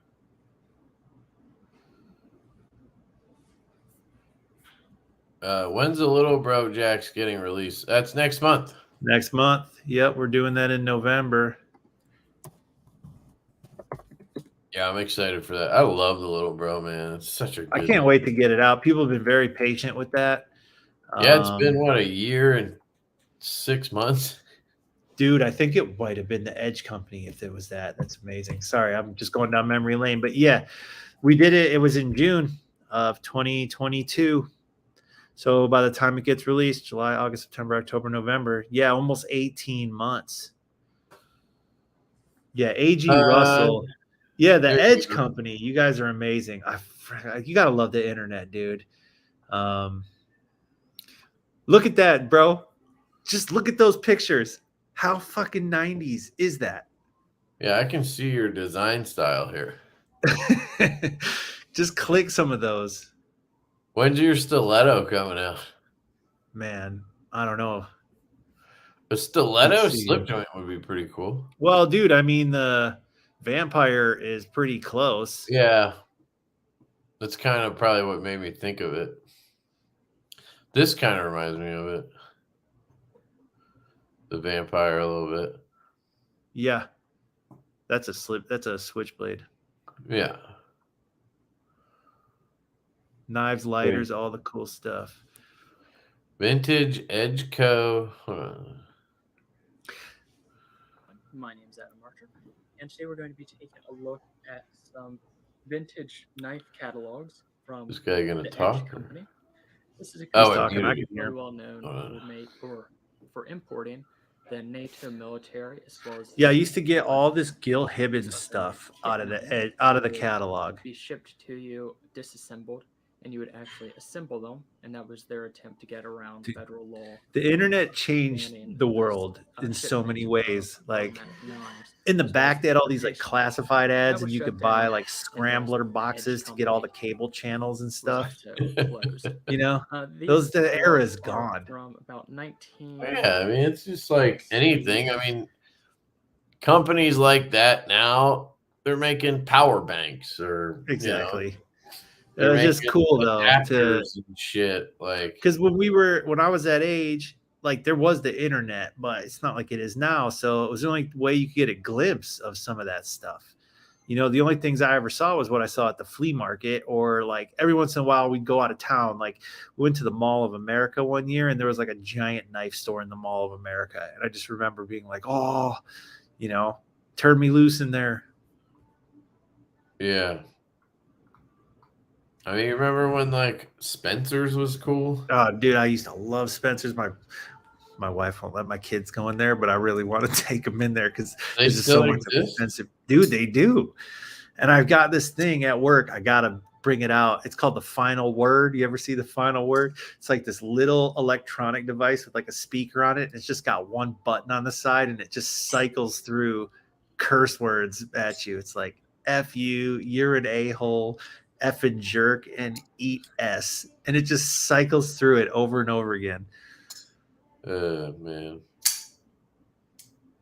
Sam Goody was a music store. Those are long gone, man. The record stores, they exist now for vinyl and like real mom and pop kitschy type stuff, but the mainstream record store, that went the way of the dodo. Yeah, I remember there's still a couple, probably, right? Aren't there? They're around, like the ones with all the CDs and DVDs and Blu-rays and shit, but nobody buys any of that anymore, do they? No. Well, because they got smoked with digital downloads, piracy. For sure. I had Jenkos. I had one pair in 5th grade, and they were so annoying. So, no, I wasn't a Jenko guy. I also had UFOs for like 5 seconds. Hung out with the Asians doing the flashy light stuff and shit, but that lasted 5 seconds. Radio Shack, yeah. Good old Radio Shack, man. But like, you know, going to a store now is like I learned, or like I figured out recently, a lot of these retail locations or brick and mortar stores are surviving on online like retailers. Like I can go to a CVS if I want to drop off a UPS package or pick one up. I can go to Walgreens if I want to drop off FedEx or pick it up. I can go to GameStop or all these random places to do, there's this thing called like happy returns. Like I got a pair of shoes that didn't fit, and the option to return them was just take it to one of these locations. It's like all these different types of stores, Staples, GameStop, you know, Ulta, like a fucking makeup store. And you can take it there. It all goes through like PayPal, apparently. It's their business. And then you just take the thing there and hand it to them, show them a QR code, and then they get paid by the company to facilitate the return. It's keeping these brick and mortar stores alive by taking returns on online sales for other people. Well, for businesses to survive, like they need foot traffic. Like you go, Amazon's the same thing. You return shit, and then you go there. So like I went to GameStop, dropped off these shoes that are not related to GameStop at all, and they gave me like a $10 coupon for GameStop for doing it. Yeah. And I got my return. So it's like, it's just interesting how shit it's nice because that's always been the problem with online stuff is like, how do you return it without it being a pain in the ass, you know? Exactly. But like even CVS, I can go to a CVS or a Walgreens because I have my bank is Capital One. It's all online. They have like one brick and mortar shop in Philly. It's like a coffee shop / bank place. They got one in my mall here. Yeah. But like if I have cash, like I go to Blade Show, I came home with a bunch of cash from Blade Show. Well, I don't use cash really for anything. I want to put it in my bank account so I can just save it or whatever. And, you know, I'm not driving to Philly. It's like an hour drive to this coffee shop to deposit cash. So now I can go on my app and I can click on add cash or whatever. And I can go to a CVS or Walgreens and the teller scans a barcode. I hand them the cash and then it gets deposited into my bank account. Oh, that's wild. Yeah, and then CVS and Walgreens gets a little kickback from Capital One. It's keeping these places alive because they're dying, you know. Yeah, CVS, and it's reducing the pharmacy and shit like that. But it also reduces some of the overhead for these other businesses. So, you know, makes sense. right, hey, Maddie's in the house. I have the Phoenix. This is his design with Kaiser. That thing's cool, man. Yeah, It's a big boy knife. Man, it's fashion. It's decent size. It's not huge. I have a disassembly coming up, Maddie. I think I put skiffs in it. I can't remember. Yeah, I did. But this thing's sweet. You can flick it off the fuller. It's got a little fuller, if I can get it right. There we go. Dark matter orange. It's really cool. I dig it. And it's a liner lock, so it's really good for lefties. Cool. Yeah. I meant to ask Maddie about that. If he was the one who really wanted a liner lock or if Kaiser kind of just added that in. I don't know. But yeah. Cool knife, Maddie. I think these are available now if anybody's interested. Kaiser knives. There's always a link in the description.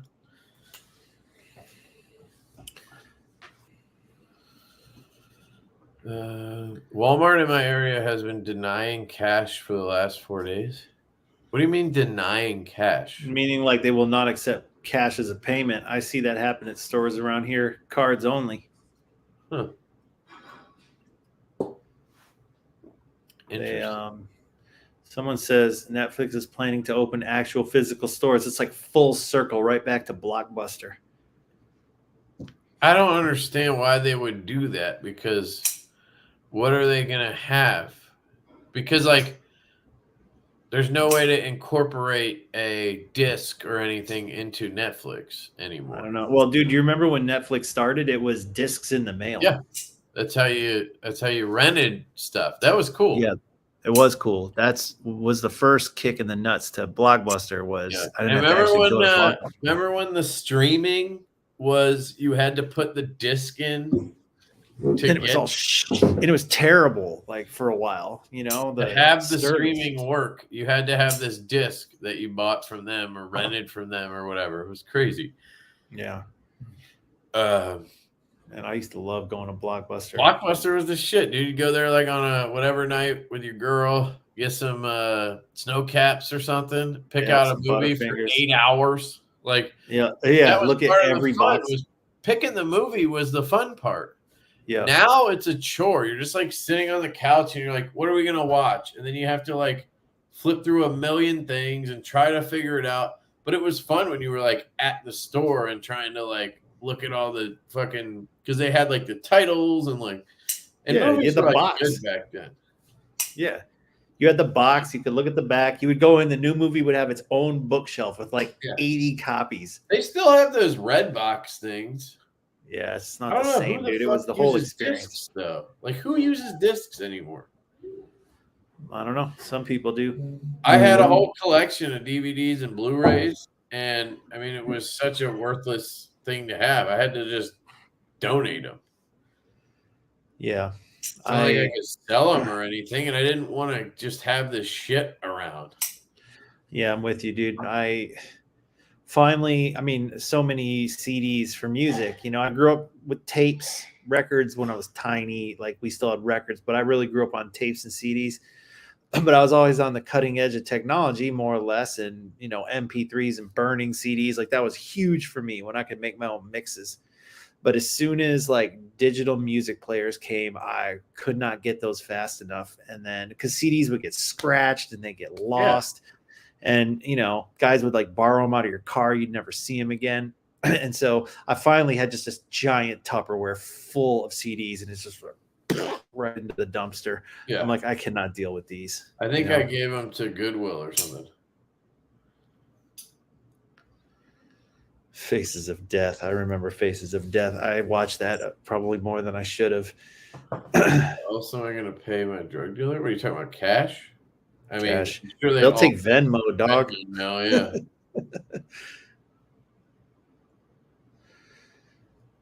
Dude, someone says, you remember mini disc? My dad had a laser disc. Those fucking CDs that are like this big. Yeah, I remember like laser disc games. Yep. There was like Sega Laser or Sega. There was Sega CD. I have a Sega CD at my parents' house in Michigan. Me and my son play it when we go home. Really? Yeah, it's got a That's Genesis. Like the last one I would think to have.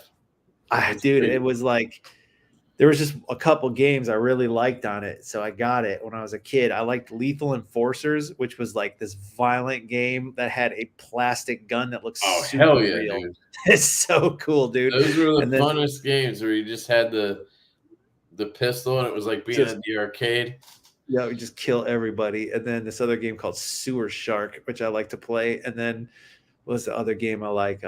Sega Saturn was the newer version, yeah. Yeah, Sega Saturn was the next generation console. And then there was Dreamcast.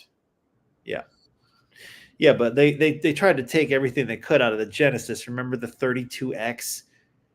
Like you had the Genesis, and then you could get the Sega CD, and the Genesis plopped into the chassis, and then you could also get a 32X, which went in the cartridge slot.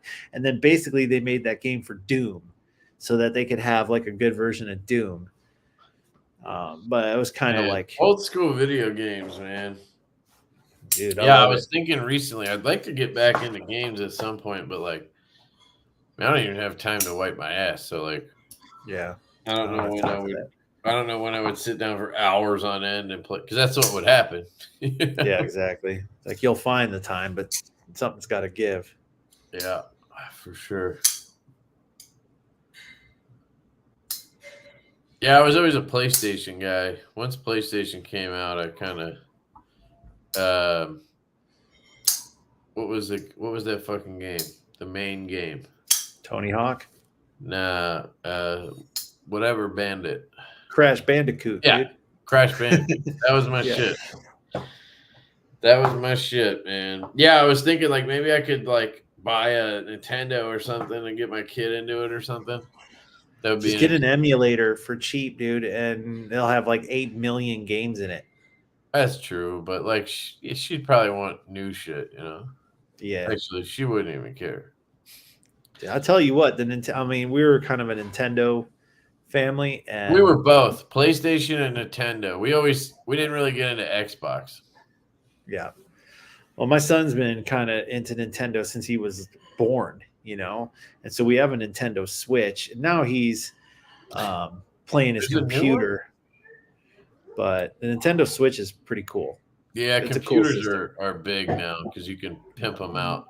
What's the new Assassin's Creed, Steve? Where's it based?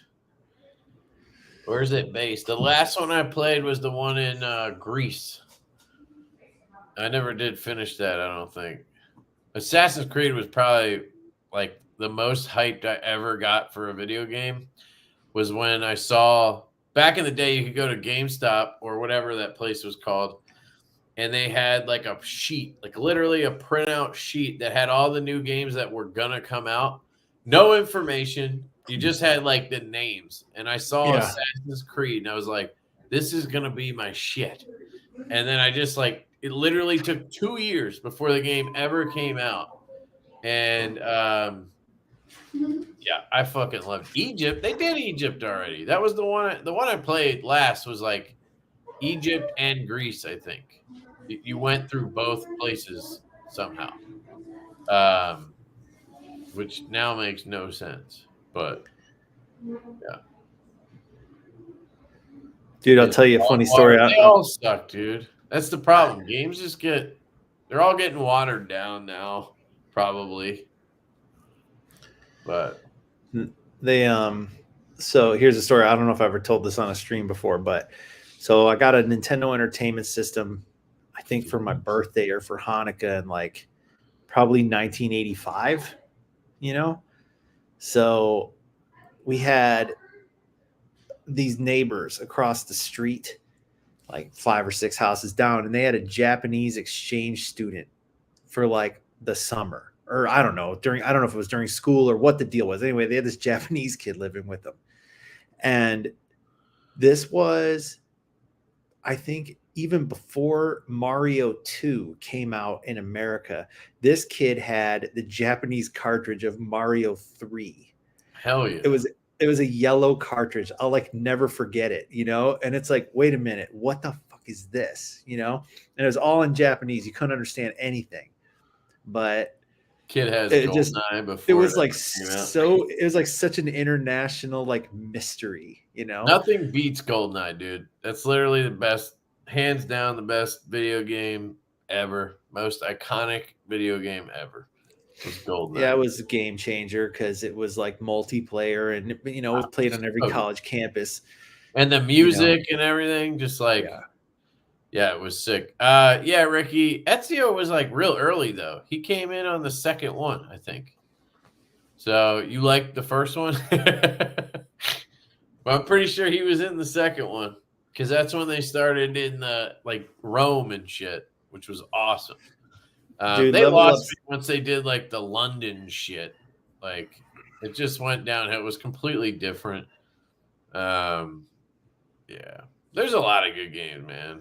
But the best games for me are like the really good open world ones like Red Dead Redemption, GTA, Witcher 3. Those are like the best. But like I said, I don't have hundreds of hours of time. Fallout 4 was one of my favorites. Just the amount of time I put into video games is astonishing. Like literally hundreds of hours into like one game. I don't even know how you do that. Didn't he have? Yeah, he had 3 games. It was like 2 Assassin's Creed 2, 3, and whatever they called them, but it was like 2, 3, and 4. And then they did the one. So I think it was like 2, and then there was like a 2.5, and like whatever. Because then 3 was in like Revolutionary America, I remember. And that was with the like half Native American guy. And that one was half decent. And then they did 4, I think, which was the pirate one. That one was awesome. And that's kind of where I dropped off. And then they came back at some point. And I got into like the last one. But I don't know. They just got like 2 RPG with it, you know? Yeah, I never played much of Valhalla, I don't think. That was the one after the Greek one, I think. I didn't grow up with those types of games. I don't think I have the patience for those games, dude. Like we played side scrollers, you know, when we were younger, and then we played fighting games. Like we would line up in the arcade for Mortal Kombat, Street Fighter, and we played NBA Jam. Yeah. You know, I played. Yeah, your era. That was like right before where like I got into games when I was a kid. So like I was on that where they started getting more advanced, and it because they were on CDs all of a sudden, so you could have much more data on a disc. But I still rock some like Jet Moto. Jet Moto was the shit, dude. Crash Bandicoot, you know that stuff was really good. Elden Ring, no, dude, I hated Skyrim. I tried it. I loved Fallout, but I just couldn't get into Skyrim. That was like too dorky for me. But I mean, I liked some dorky shit like Mass Effect and stuff, but it's just random what you get into. That was one of the last games I played, dude. I remember just like vividly because my daughter was born and she was like, you know, a newborn, and she had reflux. Took us like 5 months to figure out what the hell was going on with her. The first pediatrician we had was dog shit.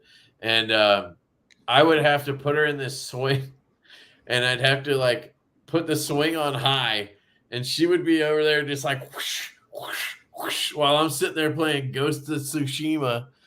Just like I'm like just trying to play video games. I'm like, just go to sleep, kid. Because they just cry and eat when they're that small. And it was like at night, so I can't just like hang out with her. That's my excuse. And so I just have to sit there for like an hour or two while she's just swinging it, would finally get her to sleep. And then I would like finish up my game and like take her up to the bassinet and put her to sleep. So I just had like Ghost of Tsushima is just like in my brain because of that. It was pretty good. I mean, it's definitely not like some revolutionary game, but it was fun for sure.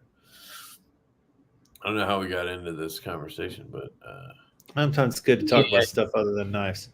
That's the only dude. That's one of the main reasons I want to maybe get back into games, because I see there's a new GTA coming out, and that's just like the last one came out in like 2014 or something. I suspect there's very high expectations for that game. Yeah, the thing is, my worry is they're gonna base it all on the online play, and I don't care about. I really don't like multiplayer games. I want to play like the single player part of it and enjoy like a really big, like open world, really fun story experience. That was always my jam. And everybody else just wants to go online and fucking run around and do dumb shit and like make money on GTA Online. Like that's just gay to me. Like, why? What are you going to do with that fake money? Like, what about that Zelda game on Switch? That's an open world game that's supposed to be good.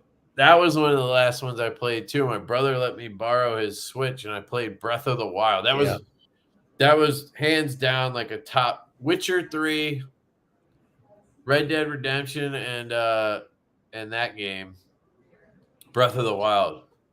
Absolutely fantastic. I tried it, dude. I tried to sit down with my son and play it because we played all the way through Mario Odyssey. Like we used a strategy guide to get all the power moons, which was insane. I've never put that much time in a video game. Odyssey was pretty fun. That game's sweet. Zelda's better. Yeah, I mean, it's different for sure. But I just was like, man, these games aren't for me. I don't have the patience to do these. But they're cool. But I would just be like running and running and running. I'm like, am I running in the right direction? I'm like, queue up some Contra, up, down, left, right. 30 lives. I'm a beat. Yeah, you're trying to find shit and like it's just it takes up a lot more of your time too. Totally, dude. I was like, can I just hit a button and like get there? Do I got to run across this whole fucking place? It's huge. Yeah, I've heard a lot of people say Starfield's cool, Maddie. So you're definitely not the first to say that. Not gonna lie, it's the best, most random live stream I've been on today. Just today. Oh man, yeah, definitely a lot of nostalgia tonight. Yeah, that's good stuff, man. When the controllers used to be plugged into the damn thing. Back when it was, you had to get like the extension cords or sit on the floor right in front. Just sit on the floor in front of that fool, But they, 20-hour base game. Okay. Wow, there you go, Kev. I can get ready to lose a month of your life. I know, but when? I don't know. You're not going to. I know. Vacation, knife company, video games. I don't know. In the new GTA, you can crash and blow a tranny, but the engine never gets hurt. I think he's talking about two different kind of trannies. Yeah, he's saying you can blow a tranny. Mm-hmm. The engine never. I like it. That's a funny joke, huh? Good one. Yeah. There's gonna be a big story. Okay, that's good to know. Because it felt like for a while there, that was going away. Like it was all about multiplayer. Like Call of Duty's all sucked because I used to love the Call of Duty stories, but then they were just afterthoughts. Yeah, my brother and I used to love Call of Duty. We would play. They had this thing on Modern Warfare or Modern Warfare 2. I forget. It was called Spec Ops, where you could just play with like 1, 2, maybe 4 people. I forget. It was kind of like GoldenEye style, and you do like missions. So it wasn't like story mode, campaign, or anything, but it was like these fun missions where you had to like go and deactivate a bunch of bombs and set all this shit and then escape or whatever. And they had ones where they had these dudes called juggernauts, and they were just like Russian fucking tanks of dudes, and they would take like 80 shots to the head to die. And then if they got close to you, you just got like mauled. And that shit was so fun, just like playing distraction for the other guy. And then I don't know. I know it's weird. It's kind of gay, but like sitting down and just playing Call of Duty with your brother, good times. Good times right there. Now it's like good luck if you can even like get on a phone call with somebody for 5 minutes, you know? Mm-hmm.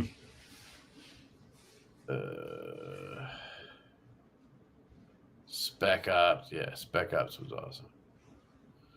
Kev likes porn for the storytelling.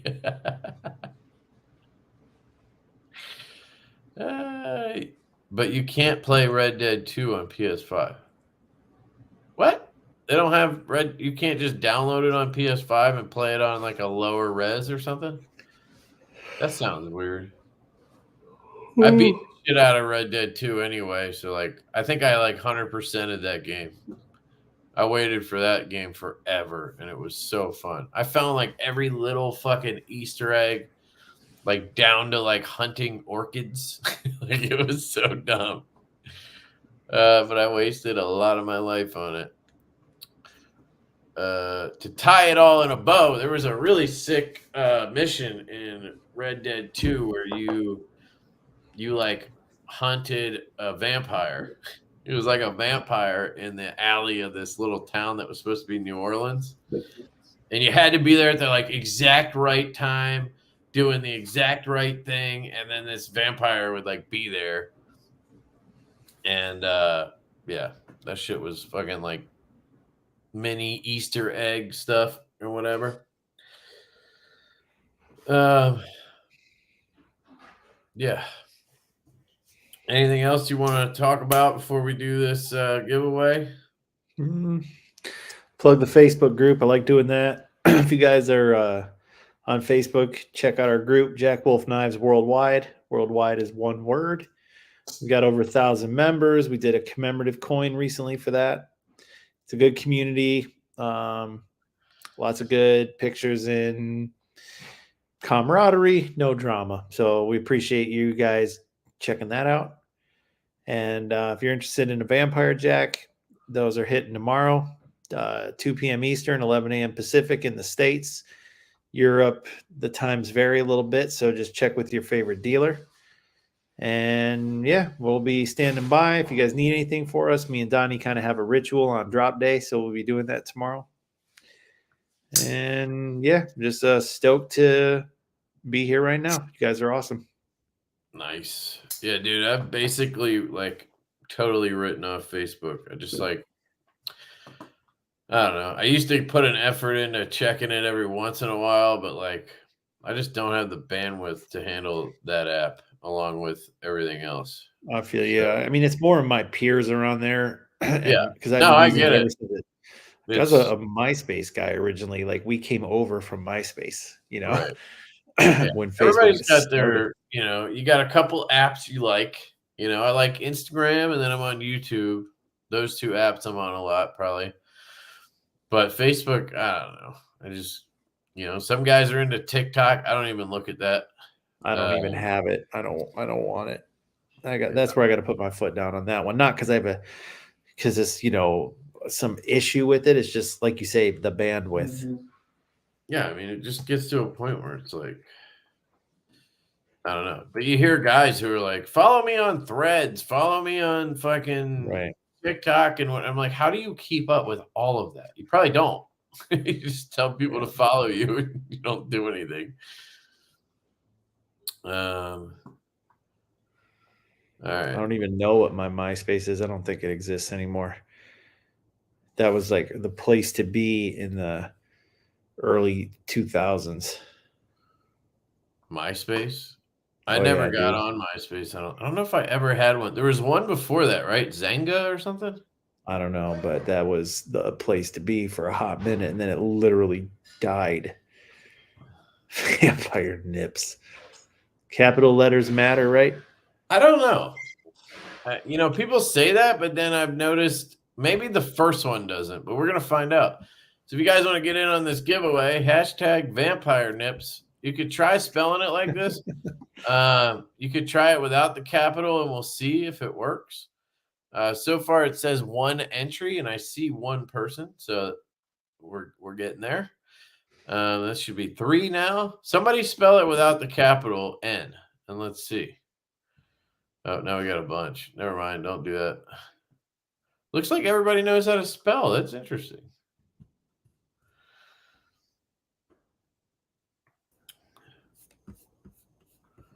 I'm sure it would count, but you might as well do the capitals because now there's no way I could tell. Here's one. Vampire Nips 54. So we just got to remember when we click draw, we got to see if Rainmaker shows up in the random thing. Nip me up. Steve did it too. So Steve and Rainmaker.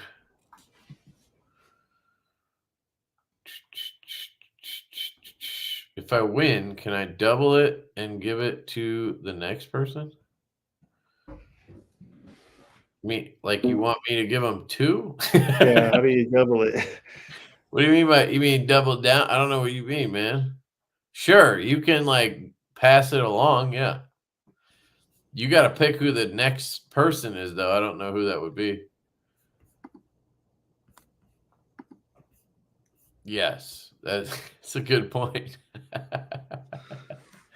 Wouldn't want to burn them nips up, would you? That is funny. Yeah, dude, you'd be surprised at how often people spell shit wrong or don't do the little direction that we ask.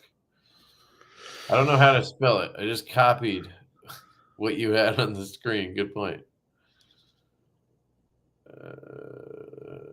Was the blade length changed on the vampire mentioned today? I don't think it was. No, same, mostly the same, different sharpening choil, different flutes. He said it like that was a thing, right? Yeah, I don't know. I maybe there's just a misunderstanding, but there's no blade length change. It really wasn't much I wanted to change on this one. I just wanted to tweak the flutes and the choil. So let's see. We are almost dead on 3 inches. Yeah. The OG is dead on to the 3 inches, and the new one dead on to the 3 inches. So I don't know. Someone said I've seen it mentioned in a couple videos that look different. Oh, I don't know, my friend, but I can tell you, I did not specify a blade length change. You know, those people have both because I do, and they're identical. So yeah. I just measured them. It's identical. There is a difference in the sharpening choil. So maybe the cutting edge is a little different. Yeah, the cutting edge could be shorter. That's a good point. Because of shorter. That sharpening choil being bigger, right? It is shorter. Yeah. So the blade length isn't, the cutting edge is slightly shorter, if that's what from center of bolster to tip will be the same. Yeah. Someone says, what's a JackWolf with the most grip space to pull it open? I would say that's the Venom, followed by the Midnight and Feelgood. They're all very pinchable. Yeah. Looks like 2 and man, I suck at this. What's the little notch after 2.5? The next little eighth. So it'd be 2 9/16 or 5/8, depending on if you're on the 8/16. Yeah, it'd be 5/8. Okay, so 5/8 on the cutting edge. 2 and yeah, it's a little bit longer on the OG. It goes to that next 16th mark. Yeah. So, I mean, it is extremely minimal. I don't know anybody who would like how that could make a difference to anybody. It won't. It won't. But it is true. So good. Yeah. I will correct myself there. Yeah, a lot of the knives are pinchable. I think if you're going to make a list, it'd be the ones that are a little more difficult to pinch open, and it would be the low drag, the Vampire, the Pioneer. The sideboard is pretty damn pinchable too. Yeah, I mean most of them are. It's just not every single historic slip joint pattern is pinchable. So I try to take the ones. My nail nicks are typically really good at when you grab them, you can get your thumb in them. The least pinchable one I would say is the Pioneer. And I just pinched it open. Yeah. So it's not like hard to pinch open, but it's the least pinchable. Yeah. You have that one. You have, I think the Javelina is on the less pinchy side. Yeah. But again, still easy. This is for me, it's a sleeper. Let me see. The low drag doesn't have a ton, but again, very easy to pinch. So really, I would say the Vampire and the Pioneer are probably the least pinchable, with the Pioneer being probably the most noticeable. Vampire, you can still just pretty much grip and rip. Hey, Stonehands, I see your note about the Javelina. I think there's still some Javelinas in stock. If you're looking for one, send me an email at support@jackwolfknives.com and we'll track one down for you. All right. Nip slips are probably going to be the most pinchable. I think that was a joke. But yeah, I mean, it's very pinchable for sure. But I don't think it's more so than like a Venom or anything. Plus, no, on a Venom, you get that full hollow, so it might be even easier. All right, let's do the dang thing, and then we can get out of here. I might try to ship some more orders tonight. All right, I'm looking for a couple names, but I don't remember who. Steve Boro was definitely one of them, so I'm going to see if I can see his name.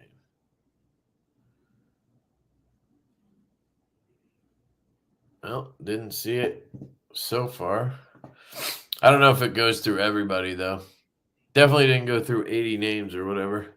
Nope. Ryan and Wayland, congratulations on your nip.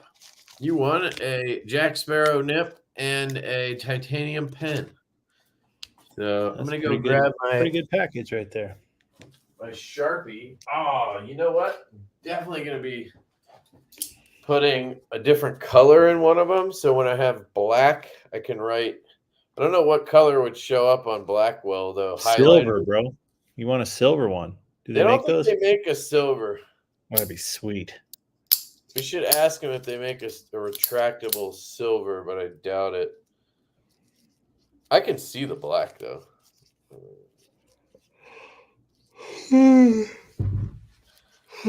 Giveaway. So, a long day. Just email me at LeftyEDC88@gmail.com. And I'll get that nip out to you. I'll put it in the chat here. Gmail.com. I tried to see if Austin wanted to come on tonight with us. I thought that would be kind of cool. But he couldn't make it on. But maybe next month. Be cool. There you go. Thanks, Kyle. I appreciate that, man. Appreciate that. All right. Looks like we're good to go. You pitched the Facebook group already. And pick up a Vampire Jack tomorrow at 2 p.m. Eastern. They're dropping at all your favorite dealers. They are linked in the description. And There's also a link to the dealer list, which will show you all the dealers. It's a sick knife. It's been one of my favorite JackWolfs since last October.